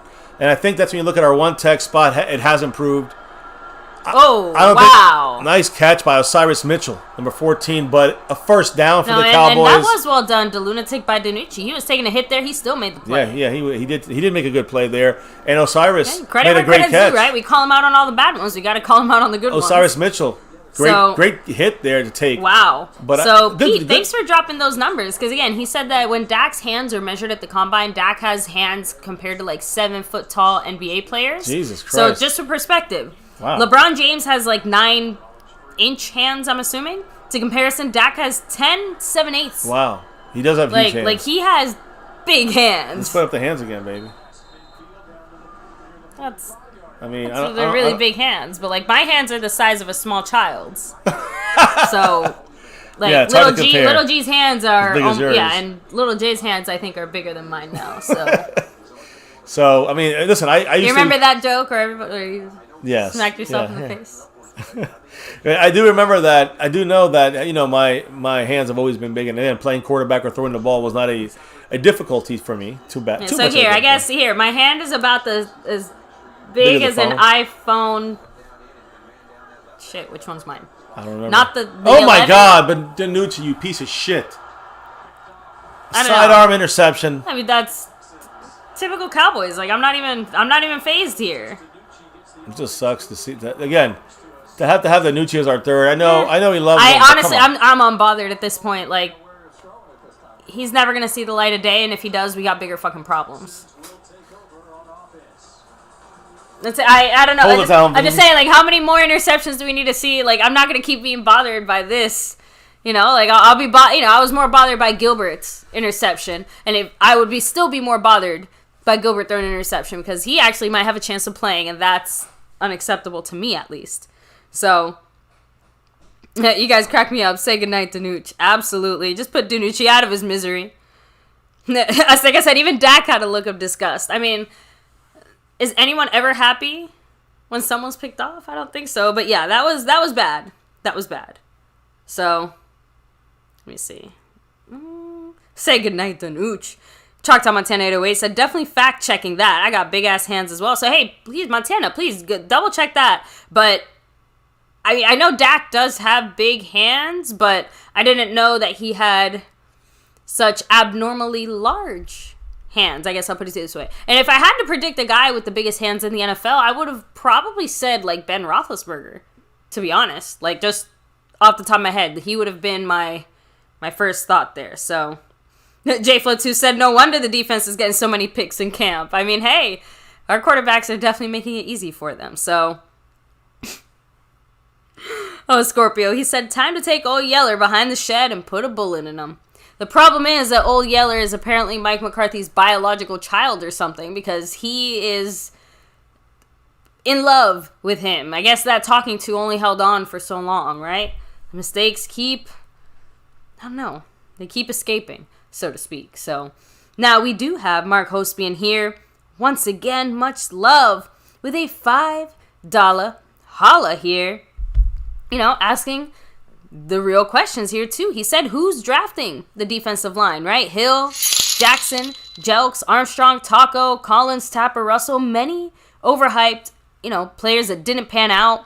You win in the trenches. Now, if you really want to, look, point the finger sounds like such a dirty way of saying it, right, Mark? But realistically speaking, if you are looking for someone to place in responsibility here, Will McClay has been, you know, the guy in charge of a lot of draft stuff. But the thing that we have to remember, and he made this clear, I don't know if it was last year, it might have been the year before, but he had some kind of very in-depth interview, and he basically just straight up said, we go looking for guys that fit the metrics that the coaches tell us. Like, we look, you know, we look at everybody, and we might, like, occasionally have a few guys that we say, hey, coaches, look at this guy. But for the most part, if Linehan, for example, says, I want an offensive player that does 1, 2, and 3, they're going to look for players that do 1, 2, and 3. And then similarly on the defensive side, Marinelli, if Marinelli said, hey, we're looking for a Tristan Hill-like player that does this, that, and the other, you know, Will McClay might like Bob from Oklahoma, but Tristan Hill is who we went with. I don't know, guys, I'm obviously just,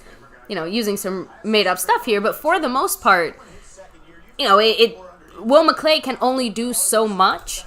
You know, but defensively, we have struggled with finding that type of talent, or, unfortunately speaking, right? Like, it's what kind of metrics does Danucci fit? I don't fucking know. That's why everyone's been asking for Mike McCarthy's analytics, because what kind of analytics are telling Mike McCarthy that Danucci has something? Just saying. I mean, like, that's still the one that's like, what the fuck? He's still using his gut for that one. Exactly. Now, listen, you know, attendance at this game, maybe we're going to be in the game, you know, on week 10, Falcons. November 14th against the Falcons, plucking the Falcons and Dan Quinn's I can't wait. Revenge game, hopefully. But the attendance at this game, preseason game, 72,720 people. Jeez, that's more than some regular games for other teams. For other teams, yeah. Well, for Washington us, we sell it out. They could pull those numbers. Shit. Right now, you know, Jerry Jones is bathing in money as we speak. I love it. He couldn't give a rat's ass what happens. Here, look at that defensive pressure there, blitz, but unfortunate, man, I hope he's okay there. It looks like we hit our Kevin own Joseph players. knocked his arm out there. I hope he's okay. He seems like, yeah, he got up. The thing is that if let me just explain what happened there. We blitzed, and we kind of overloaded on the right side of our defense, the left side of their team, but they threw it to the right on a screen, which is the best thing you can do against that kind of defense. So we brought the pressure, would have got there, but the problem is they threw it to the spot where it was going to be the weakest, and they hurt us there. That's the most you can hope for. You know, I find it very curious that the entire offensive, like Zach Martin's telling a joke. He's surrounded by Tyron Smith, Tyler Biadish. It looked like Lyle Collins too, or somebody else. But yeah, basically the only person who was absent there was Connor Williams. Connor McGovern was there though. Yeah, McGovern was in the mix. Right. Just saying. Trayvon Diggs spoke. You guys might have heard it, and he said that cornerback depth was a big deal today. He said, quote, everyone's been competitive, trying to out-compete everybody. We've got some young guys who are really talented and go get the ball fast. Everyone wants to help each other. Everyone wants to help each other out. It creates a winning environment, and I like it. So, again, that's a great – I mean, I love it, guys. Again, you know, last year the Cowboys' biggest game was against Pittsburgh. We got 72,720 in this game. Last year is 31,700. So think about Jerry Jones getting some big big money back from last year's missed games and just, in the preseason here. He's got one more to go against Jacksonville. Oh, I think Aguilera first said, is it a mafia deal or something with DiNucci? It's like Mike McCarthy has a gun to his head. Oh, Pete Pantopoulos just said, McCarthy is a rainbow for DiNucci. I'm sorry. And practice squad, I think, is 15 guys. I want to clarify that. So it's 15 guys on the practice squad. The 16th of the other one. There was a nice read there by... Ooh. Yeah. Sniper Joseph, 1, 2, 3, 4 in the house. Much love. Saying Tyron Smith's the best lineman on that offense. I actually think I have to give that credit to Zach Martin, especially after last year. Like, I'm not trying to put down Tyron Smith in any way, but Zach Martin basically played every position on the offensive line at an elite Pro Bowl level, and I can't get over that. Like, I'm just saying, it was just absolutely impressively mind blowing right there. But go ahead. I want to give you an update. Simi Fehoko. He's been flagged for pass interference and also special teams twice for holding on special teams. Oh, no. So, again, they want to make sure they can draft and develop him, a 5th-round pick there. But he's not guaranteed a 53-man spot. So, again, I told you guys it's going to be about special teams with him. Penalties on special teams does not help that. Not so good. He's going to have to probably really do something impressive in practice and in this last Jacksonville game as well to show that he's cleaned up those mistakes. Or is he a guy that can make the practice squad? I think it's going to be tough for him to make the practice squad because I think somebody might take him. 15 spots on the practice squad. Well, the Cowboys cut him and take that chance, and they're okay with taking that chance. True. Sorry. So he said Nooch has more completions to Houston players. I'm sorry. Even though it's not true, it's fucking funny as hell. Oh. Exactly, Pete. Shit. Tyron is close, and honestly, I do think Tyron Smith, like, on a purely position, like, if Tyron Smith, as a left tackle, is more talented than Zach Martin at right guard, again, not by much, but you get what I'm trying to say, I agree, but his health, unfortunately, has held him back a little bit. And one of the things I will say that's really bothered me about Tyron Smith is not even anything he's doing. He's literally doing the same thing he's always done, and all of a sudden you're seeing refs say he's holding, and he didn't even do shit. It's like the Shaq scenario happening. Like, he's just so big and powerful and strong. Him making his regular plays, they still flag that shit like he did something wrong. It's like, no. You know what I mean? It's ridiculous. I'm sorry. No, that's a great point. Like I said, it's not even his fault. It shouldn't be happening, but that's the referees, and they're kind of morphing their ways. Yeah. And hurting some of our players that are, Yeah, so basically, Pete Dillontic both saying that there's no way he clears it through waivers. Someone will grab him if we don't keep him. Fehoko? Yeah. And that's what I'm trying to say. That is why you have to measure it very wisely. Maybe Fehoko does not, let me explain it this way. Fehoko probably does not deserve to be on the 53. But because he can be taken, you have to keep on the 53. That's the strategic part. So he would be taken, but Hamilton wouldn't be taken. Hamilton deserves to be on the 53 over Fehoko, in my humble opinion, as of right now. But there'll be guys out there that will not put on their 53 a Justin Hamilton. So he comes back to us in that way if nobody does that. While Fehoko, we know there's going to be a Patriot team out there going to snatch him off there and throw him on their 53, saying we can do a better job with it. So speaking about these offensive that's the business linemen, moves there. Jeremy Bramlett the Bram is rocking that Zach Martin right now, representing. Much love to him. Yeah, Zach Martin was represented here. They were talking to him a little bit as well. Much love. He's got 70 points on there. Let me see. They talked to Trayvon Diggs. Gregory Diggs. CeeDee Lamb earlier in the game. That's right. Diggs was there. Gregory was there, and that was with the ice That bag. was when what's-his-face got picked. Yeah. Or threw an interception. 6, and he kind of said, it's my job to stop that. Even though that was the offense that did it. Yeah, I'm not sure how he's supposed to stop that, but hopefully he means it's my job to do that. But he won't be doing that. Yeah. Well, I think they want to stop that shit from happening.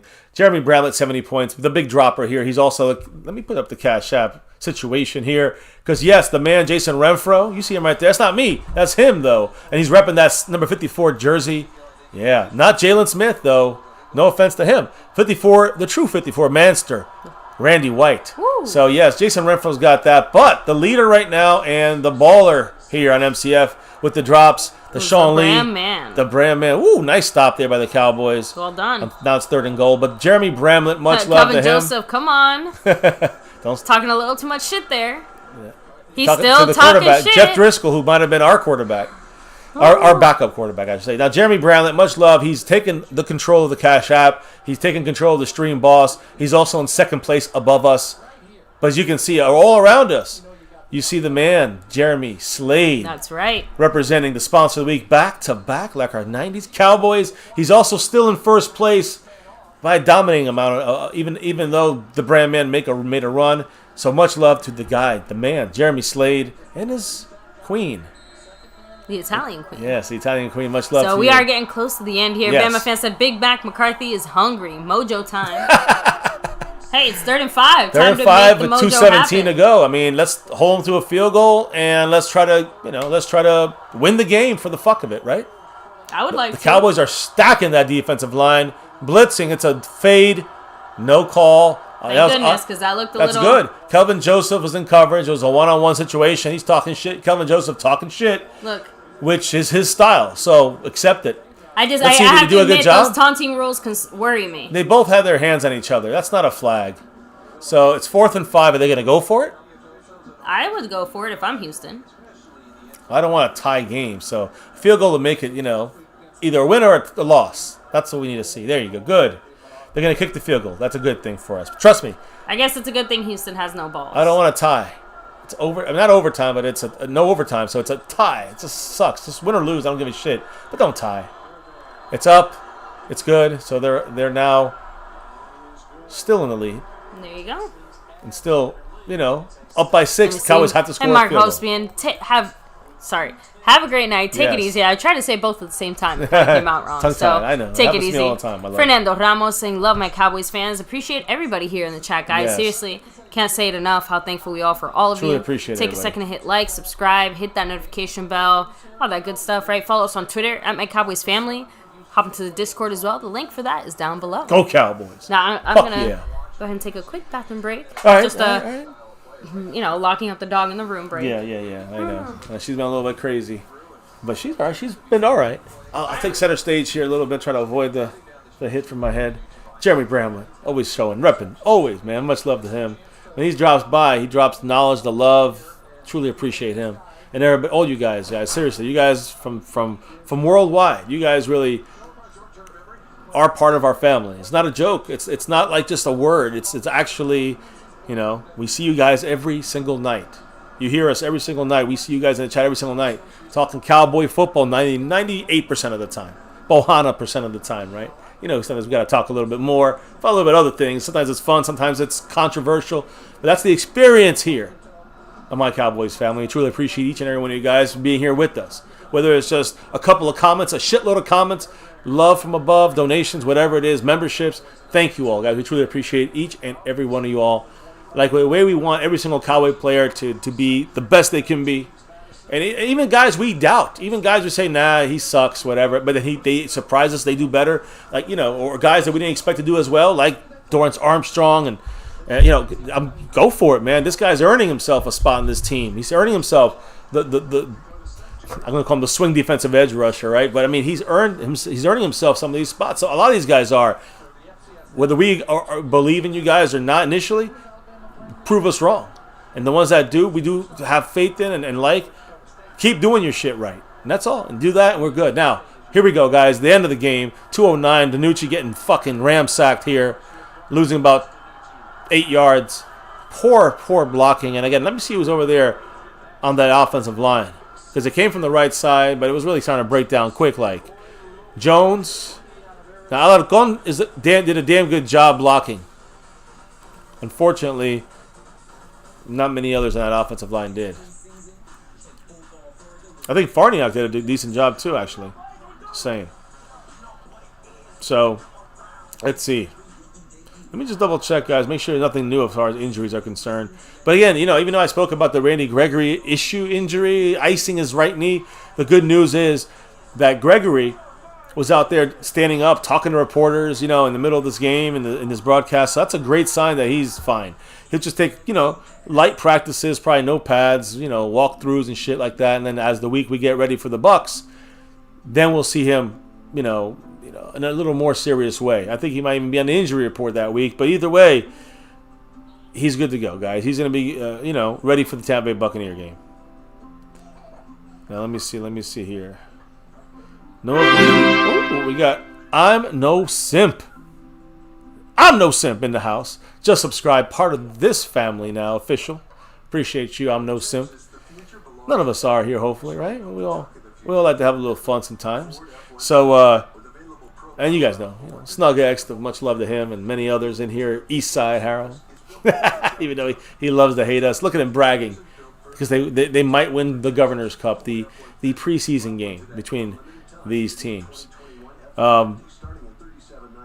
Yeah, I saw that. I think one of you guys said about was it the wife that said it? Yeah. MCW said about Gregory with the Hot Boys chain. God, I wish he would get rid of it, but I guess he's inducted into that. So, and DeMarcus Lawrence still there. So you probably figured DeMarcus Lawrence would be kind of offended if he's like, I'm ditching this Hot Boys shit. Jabril Cox, guys, having a great preseason. I think we all agree on that. I'm just looking at a couple of the replays. You could have muted it. Oh, sorry, baby. I was lost on this here. Man, just lost trying to get some information here on what, Quinn and no on a couple different things here, but it's okay. Just I'm just catching up. I'm sorry, and I was talking for a second. I took a little mini break. No, it's okay. Just don't want to get dinged for some stupid commercial. Oh, you're right. Shit, you're right. I fucked up there. No, you're good. Yeah, I think everybody's hoping that DiNucci kicks rocks with socks. Unfortunately, he's going to end up being the guy the Cowboys put in the practice squad. I believe it's going to be McCarthy's call to keep him on the practice squad. Also, these advertisements for the University of North Texas are not doing it for me because their mascot is an eagle. Yeah, and keeps bothering me every time I see it. That's just not the way to promote yourself during a Dallas Cowboy game. I agree. Just saying. And just one last note here as we continue this here. 2-minute warning. And now DiNucci's back in the field. Now it's going to be 2nd and 18. But on that last drive at the goal line there, they definitely targeted, the Houston Texans targeted number 24, Kelvin Joseph. And Kelvin Joseph won that battle, guys. Being physical, good coverage, tight coverage. Timeouts? Yeah. 2nd and 21. DiNucci getting some time this time. Flings it for like a 7-yard gain. I mean, literally a 6-yard gain. Got to hurry back in there. We got 2nd and 21 now. 3rd and 15, I'm sorry. No, here we go. Now, DiNucci scouring the defense. Oh, okay. I got you, Cow 52. I thought you were another dump down. Damn it. Another dump down play. Now it's 4th and 9. Another 6 yards he got, whatever it was. 3rd and 7, maybe. This is it here. 4th and 9. Shit. I mean, that just killed the whole drive right there. Can he get 9 yards, DiNucci? Second level gets the first down. There you go, Osiris Mitchell. So there's a sidearm sneaking right through the whole shitty. Oh no, that's why. Oh my god, are you fucking kidding me? Don't get too excited, Dallas Cowboys. Good. Okay, good. On the Texans, now we can get excited again. First down, Cowboys. It stops the clock. Keep that in mind. So that's like a free timeout we just got. At least that's worth it, right? Free timeout, even though we get the yards, the 5 yards. I mean, it would be nice to score. No, I'm just saying we don't get the 5 yards on the penalty because we did so good on the play, but we get to get a free timeout basically. I'm pretty sure it stops. Yeah, it stops until we. Can I help you? Here we go. Oh, there it goes. Now DiNucci goes back. This whole drive has been Jaquan Hardy gets out of bounds. Good job. Smart play. Also, I'm glad he didn't just go out of bounds, laterally. Yeah. Like I'm not laterally, but like perpendicular. I mean, I don't know, whatever. Just across. If you go out of bounds and run out of bounds, you got to go forward to stop the clock. Yeah. He literally banked up for another half yard. That's the way you need to, teach these young kids, players, NFL players, to keep that in mind. So you always get that extra, not only half yard, but you make sure you don't get the clock running. They have to learn how to manage the clock a little differently now that they're in the NFL. There you go, DiNucci, the closet closed. Oh, he got fucking picked, you piece of shit. It was tipped and then picked. DiNucci tried to sidearm that one, didn't work. Tipped and picked sounds interesting. Sounds like what the whole story of. Sounds like DiNucci's exactly life. how DiNucci would end a game. So there you go. Everyone's saying DiNucci's cutting himself. Cut him. Anyone want a Nooch Mania T-shirt? Come on, Noochie Coochie. Another interception. Oh man. Pete said Nooch is really 16-18 with these 2 completions to the Texans. I mean, there's just no reason to throw that in triple coverage. I mean, it was tipped because there was 3 guys there. Huh? The whole Cowboys sideline I mean, the offensive lineman just you just saw them collectively just lose their spirit. There it is, the final. I'm putting it up, even though we got a minute to go. Let's take the last couple thoughts and words here. I love how Alarcón is the one that's like going up to Danucci and telling him like, "It's okay, man. You'll be okay. You'll be okay. It be okay." It would be really nice if they ended Hard Knocks with getting Alarcón a cake. I want that to be the last scene of Hard Knocks. Isaac Alarcón sitting down, finally eating some of the cake, and the whole team sharing it. Exactly. Well, they'll be saying they'll say how he makes the team on the international exemption. He's going to be able to come back and play sooner if the Cowboys ever need him. So that'll be the happy ending to honestly, Alarcón. At this point, some of these offensive linemen are playing to a way where I'm halfway inclined to agree with Pete and say like, fuck it, he's going to end up on the 53 just because these guys suck. Because he's better than them. That's what I'm saying. Right, and that's what Pete's saying. If he's that good, then he should make it. But if there's no reason to do that, then you don't waste a spot with them. If he can't make it to the 3 yet. Like I said, just he needs to that's literally that's it. I spoke it into existence and I need it to happen now. The cake. I need him to get his. You should send a message to Dak Prescott. Hard Knocks does not need my help. If they want my help, Dak Prescott. Let Dak say, you know what, you guys got me a cake. Let's get Isaac a cake. One of the offensive linemen, Zach Martin. So. There we go, guys. I think that's the official end of the game. So. Sorry about that, guys. Let's take a couple of your thoughts and questions before we wrap this baby up tonight. Harmay, hopefully you're a little happy now, right? I guess you'd be happy. I'm sure Harm knows it's a preseason game, so we liked what we saw from our starting defense. And defense is pretty much down the line for me. There's a couple of issues with some defensive players down the line, but defensively we liked what we saw. Offensively it was sloppy, but Dak's not there, Zeke's not there, so come on. And we'll be ready for week 1 as best we can be for week 1 with the way this offseason went. We'll be ready to roll with the starters on offense and defense. I'm excited for this team going forward. That's right. I'm dress rehearsal for the defense more than anything. The offense had two series with their starters, so not even. One of them was like a play. It was a fumble, whatever it is. So strip sack. Tyrone Church with the much love, Tyrone Church. And he said with the $5 holla, Cooper Rush said, "I'm definitely the backup quarterback." Another great takeaway from today, because yes, starting at quarterback. I mean, without Dak, Gilbert, we knew his job was up in the air, just like Cooper Rush. But with the same set of pieces, there was supposed to be some other situations going on with maybe the Cowboys are also looking outside. Tyrone Church has said this before. We've talked about it. The fact that on other cut days or after the 53, where the Cowboys will bring in a quarterback. Stephen Jones said there's still other quarterbacks they're battling against as well. Not only the guys on this team. So I think Cooper Rush definitely made a case for him to be the backup now for the Cowboys in a more confident way. And yes, like you said, same pieces, better results. And the other thing I think he even did it was did he have all the starters? Was CeeDee Lamb and Amari Cooper in the game? I think so, yeah. Okay. Well, I don't think so. Good point. I think CeeDee Lamb might have been, but I think Amari Cooper by then was already out. And Gallup? So I'm trying to think, but I do think CeeDee Lamb was still out there. Someone let me know if I was wrong. At least for a play. Now, real quick, let me hit up a few more comments. Yeah, Harmay said it's preseason MCF. We're going to suck in the regular season, and you guys have the top-notch offense and defensive starters. If we're healthy. It's all love, guys. Hey, you're a realistic fan. We try to be, although, he's very upset with the Watson situation. That's a tough situation. What does he think they should do with that? It just frustration. Again, we understand. Exactly. Obviously, everyone would want the most talented player to be the one that plays.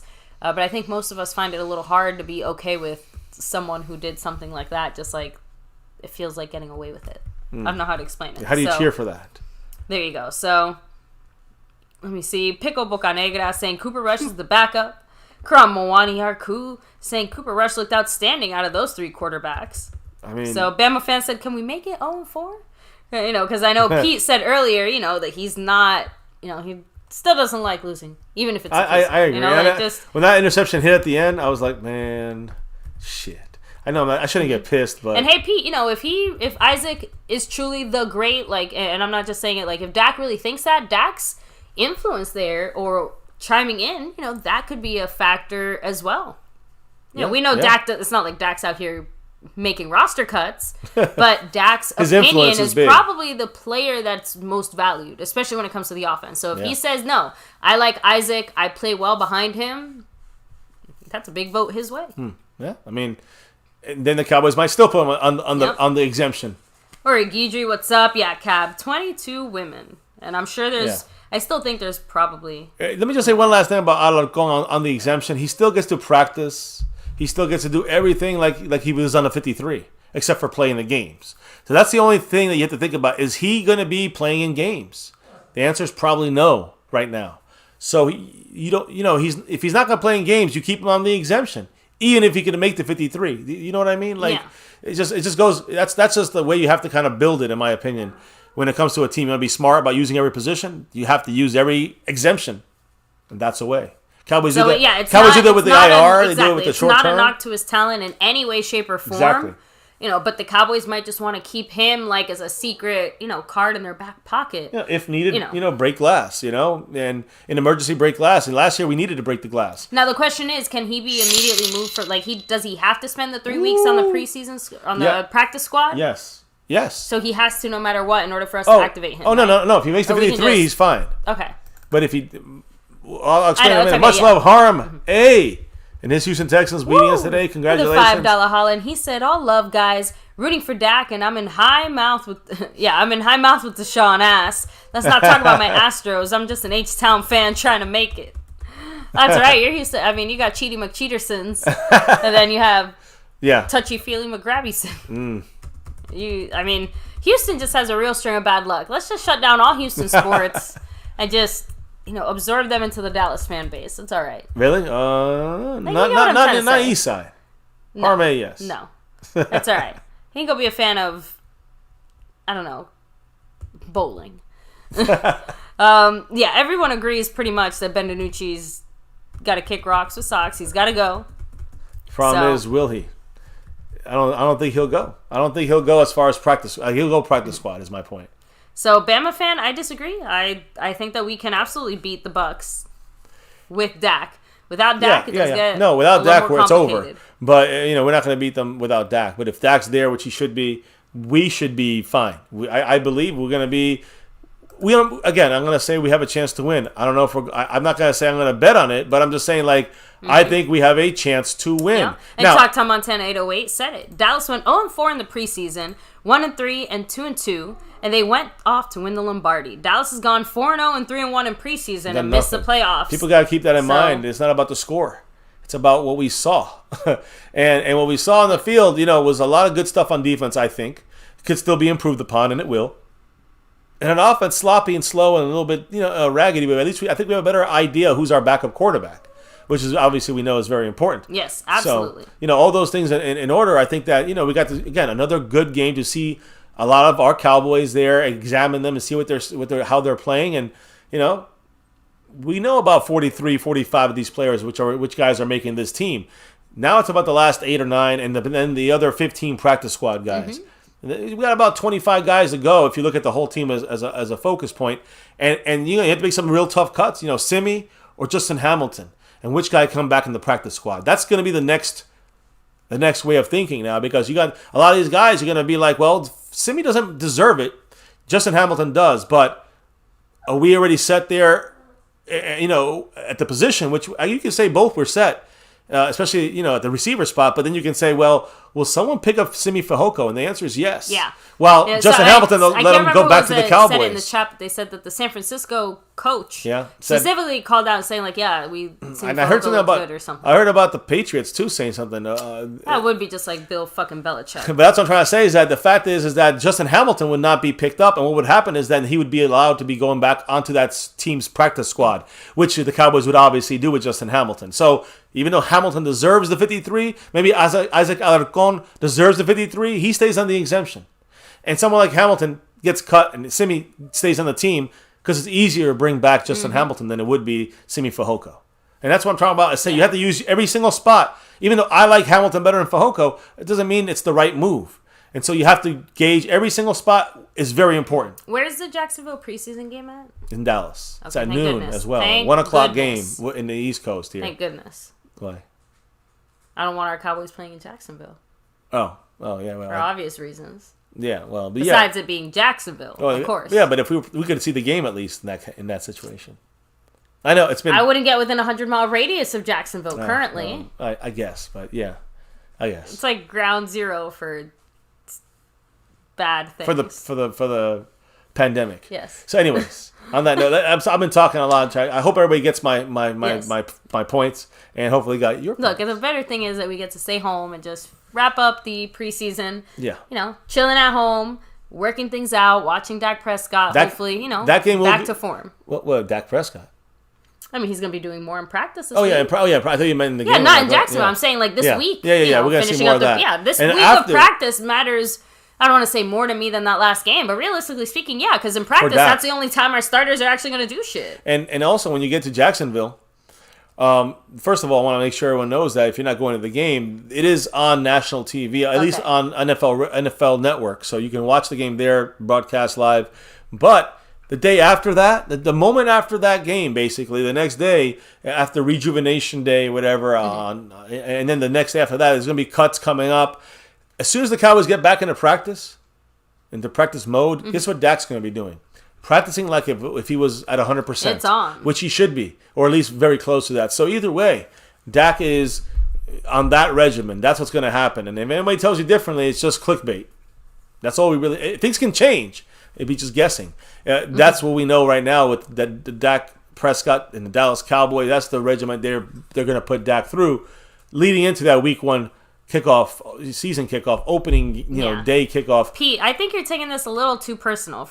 All we're saying is that the Cowboys have to be strategic about the roster cuts they make. And unless Alarcón is actually going to be part of the starting 5, even if he would be a backup, they're not going to keep him on the 53 because it makes more sense for them to keep him under that specific exemption than it would be for them to keep him on the 53. Yeah. That's just a point. That's like, it's the same reason why C.J. Goodwin was cut last year, even though he clearly was not only going to be on the team, but was going to be like one of our biggest pieces on special teams. That's all. You have to be strategic about the moves that you're making. Yeah. It's just part of football. Like I said, Alarcón, if he's a starter, he's a starter. But he's not. And that's the thing, is that he's in a situation where there's no rational reason to put him on your 53 now if he's not going to start when you have an exemption like that for a player. It's not a hit on Alarcón. It's just the rules of the game. You be smart about it. And that's a smart move. Unless he earned a starting spot, there is no need to put him on your 53. You're literally taking away a roster spot. And that's stupid. That's the stupid part. Yeah, you don't want to need all 53. With Neville Gallimore and these other names we're talking about barely hanging on, it's more important than hurting Alarcón's feelings. So I love Alarcón. He's a guy who's definitely got more potential. I think next year he will make the 53 next year. But I think that the key here is last year we couldn't use him because of the exemption, the way it was written. This year we can use him. So keep that, hope. If we ever hopefully we don't need him because that'd be a problem. But let's say the Cowboys move on, or Brandon Knight, something happens to him, or there's multiple things could happen on the interior, even depth wise. Then you move Alarcón up to a starting spot. He'll be playing he'll be in every single practice the whole year. He's not missing out on a damn thing except being eligible to play the game. Exactly. That's it. That's just logic right there. In my opinion, it is logic to utilize the most spots on your team. Saw the Heaven 88 said, preseason matters as much as a 300-pound person adding a Diet Coke to their double Big Mac meals. The preseason games, yes. The results. Preseason overall, the results. Absolutely not. Like, the preseason itself does matter. We got to do stuff. But the preseason games and the results of the games, they don't mean jack shit. So yeah, no, but it does matter how many people you're going to keep on there. And again, Pete, I'm sorry you don't see my point. We can discuss this on another place. But my point is still going to say the same, that and you have to prove it your way too. But my thing is this: it's going to come down to this. Mm-hmm. Would you rather cut Justin Hamilton? Would you rather cut, or would you rather put Isaac Alarcón on your 53 on your exemption? That's the question. There's no more details needed. answer it one way or the other. If you rather cut Justin Hamilton, which we will agree has definitely potential, just because you want to stick Alarcón on your 53, which he's not even going to be eligible to play games because he's going to be not in the 46. Then that's if you got to tell me why you believe that would be the right move, because that's what I'm talking about. Those are the cut. That's the reason why you put Alarcón on your 54th spot on the exemption. It's pretty easy point to see, and that's why in my opinion, that's why you don't want to cut Justin Hamilton. You don't want to risk him. That's what you do. You keep Alarcón on your exemption, and he still practices every single day with the Cowboys. It's just like he just gets more experience to build himself into next year as being a true backup or a starter, if that's what he becomes, right? If he's that good. Exactly. So, yeah, Philly. Eastside be trolling everywhere, but he disappeared. Exactly. That whole, Justin Crowell's Montana, they're both like, the first half of this game was the only part that truly mattered. And when push came to shove, our starters absolutely wiped the floor with Houston starters. Who's that guy? No, don't worry, taking care of already. No, I wanted to say that in SCP again, two positions. It does matter, two different positions. Are you kidding me? It does. It does not. It doesn't make a difference what positions. It's about spots. You're telling me there's some guys you wouldn't want to keep an extra. Maybe you want to keep an extra lineman. You want to keep an extra cornerback. You want to keep an extra linebacker. If you want to keep an extra player as a receiver or something like this, or defensive tackle, whether it's Simi Fehoko or Justin Hamilton, you keep both of them. If you have one spot open, you can only keep one. No, you keep both by not having Isaac Alarcón on the 53. So he's just saying that you're keeping a certain amount of offensive linemen with or without Alarcón. I don't see what you're saying at all. Yeah, the offensive lineman that you keep on the 53 is going to be similar. Can he beat out Brandon Knight? Not yet. Can he beat out Connor McGovern? Not yet. Can he beat out? He can't beat out one of the other tackles. So, Tyan Secchi, let's just say he's on the team. So you got the 5 starters, the 3 backups. I already just named you 3 backups right there. Mm-hmm. Will Farniok be a cut and on the practice squad? I think that's where he goes.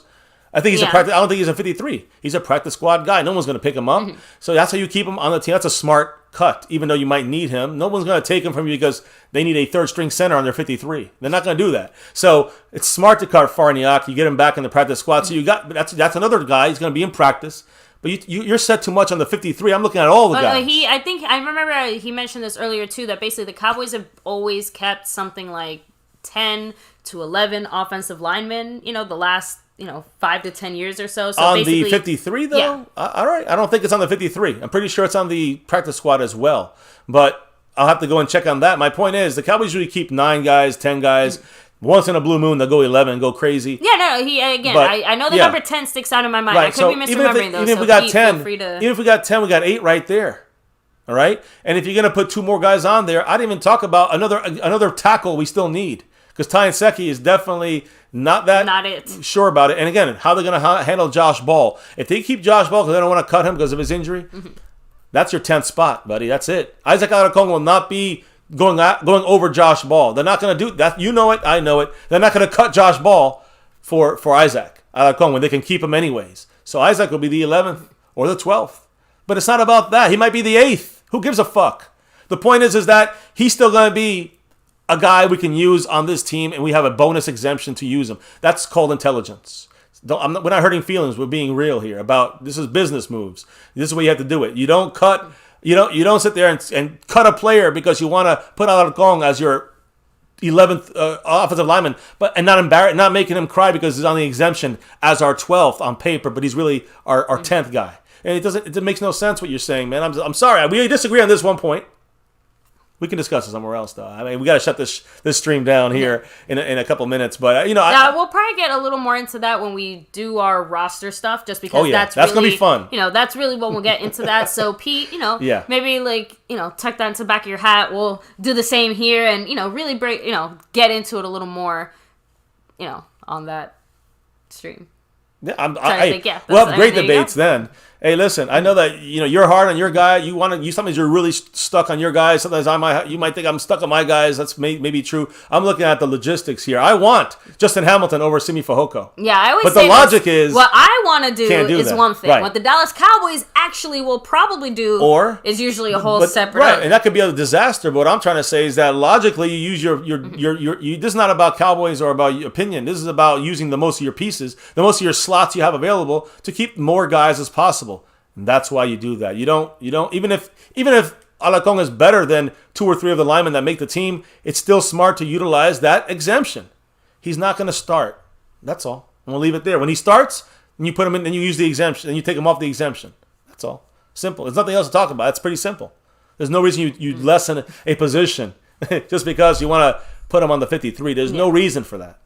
So, now let me shout out Dallas Cowboys Uncensored. Much love. Guys, make sure to go check out his channel. But you guys know what we're about to do here. We're wrapping things up. So check out South of Heaven 88 and, too. Do a Mosh raid, guys. He dropped the link in the chat. Make sure to go check him out. Drop MCF raid in the chat. MCF raid. Hashtag at MCF raid. Check out what the Mosh Man's got.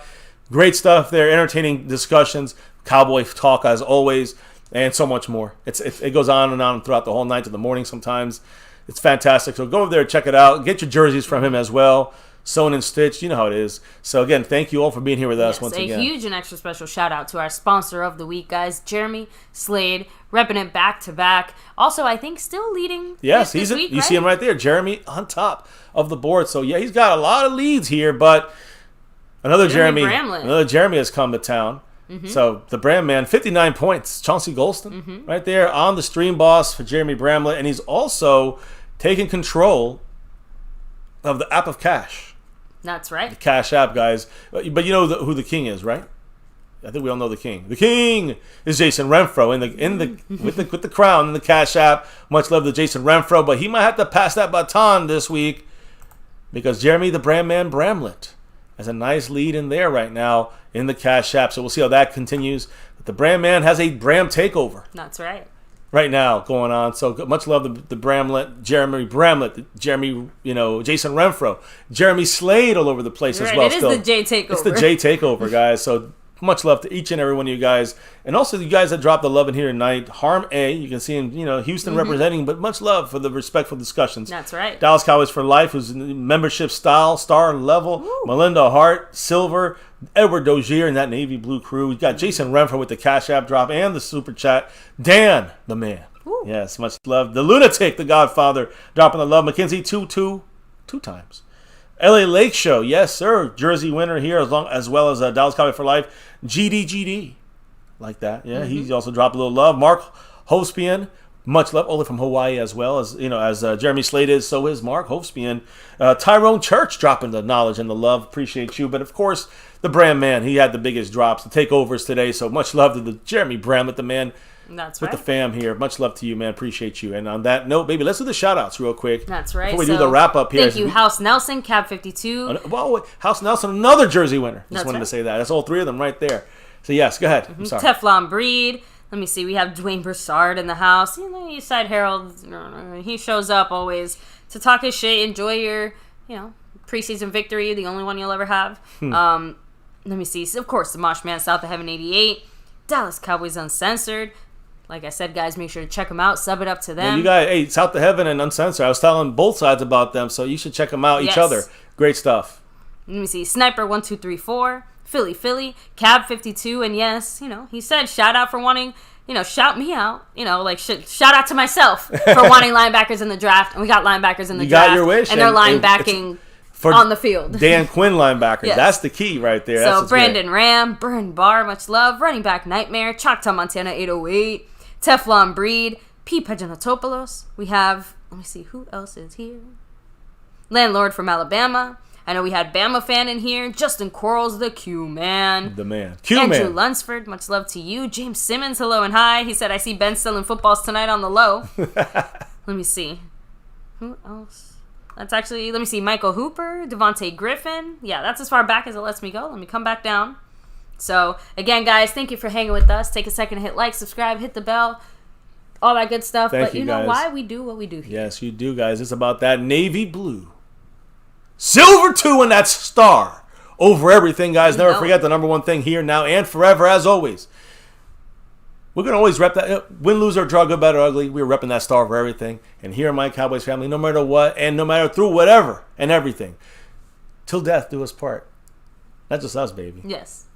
But you know what we're going to say. Never forget it. Number one thing, as always. Go Cowboys! Hell yeah, let's get that number 6 and beyond, baby. I'm ready for this. We want the season to start right now. Let's go.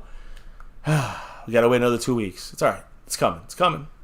19 days, 18 days, something like that. Come on. Get here. Okay. Guys, thank you. Peace out on our side with the camera. We'll be back tomorrow for some more, of course, on the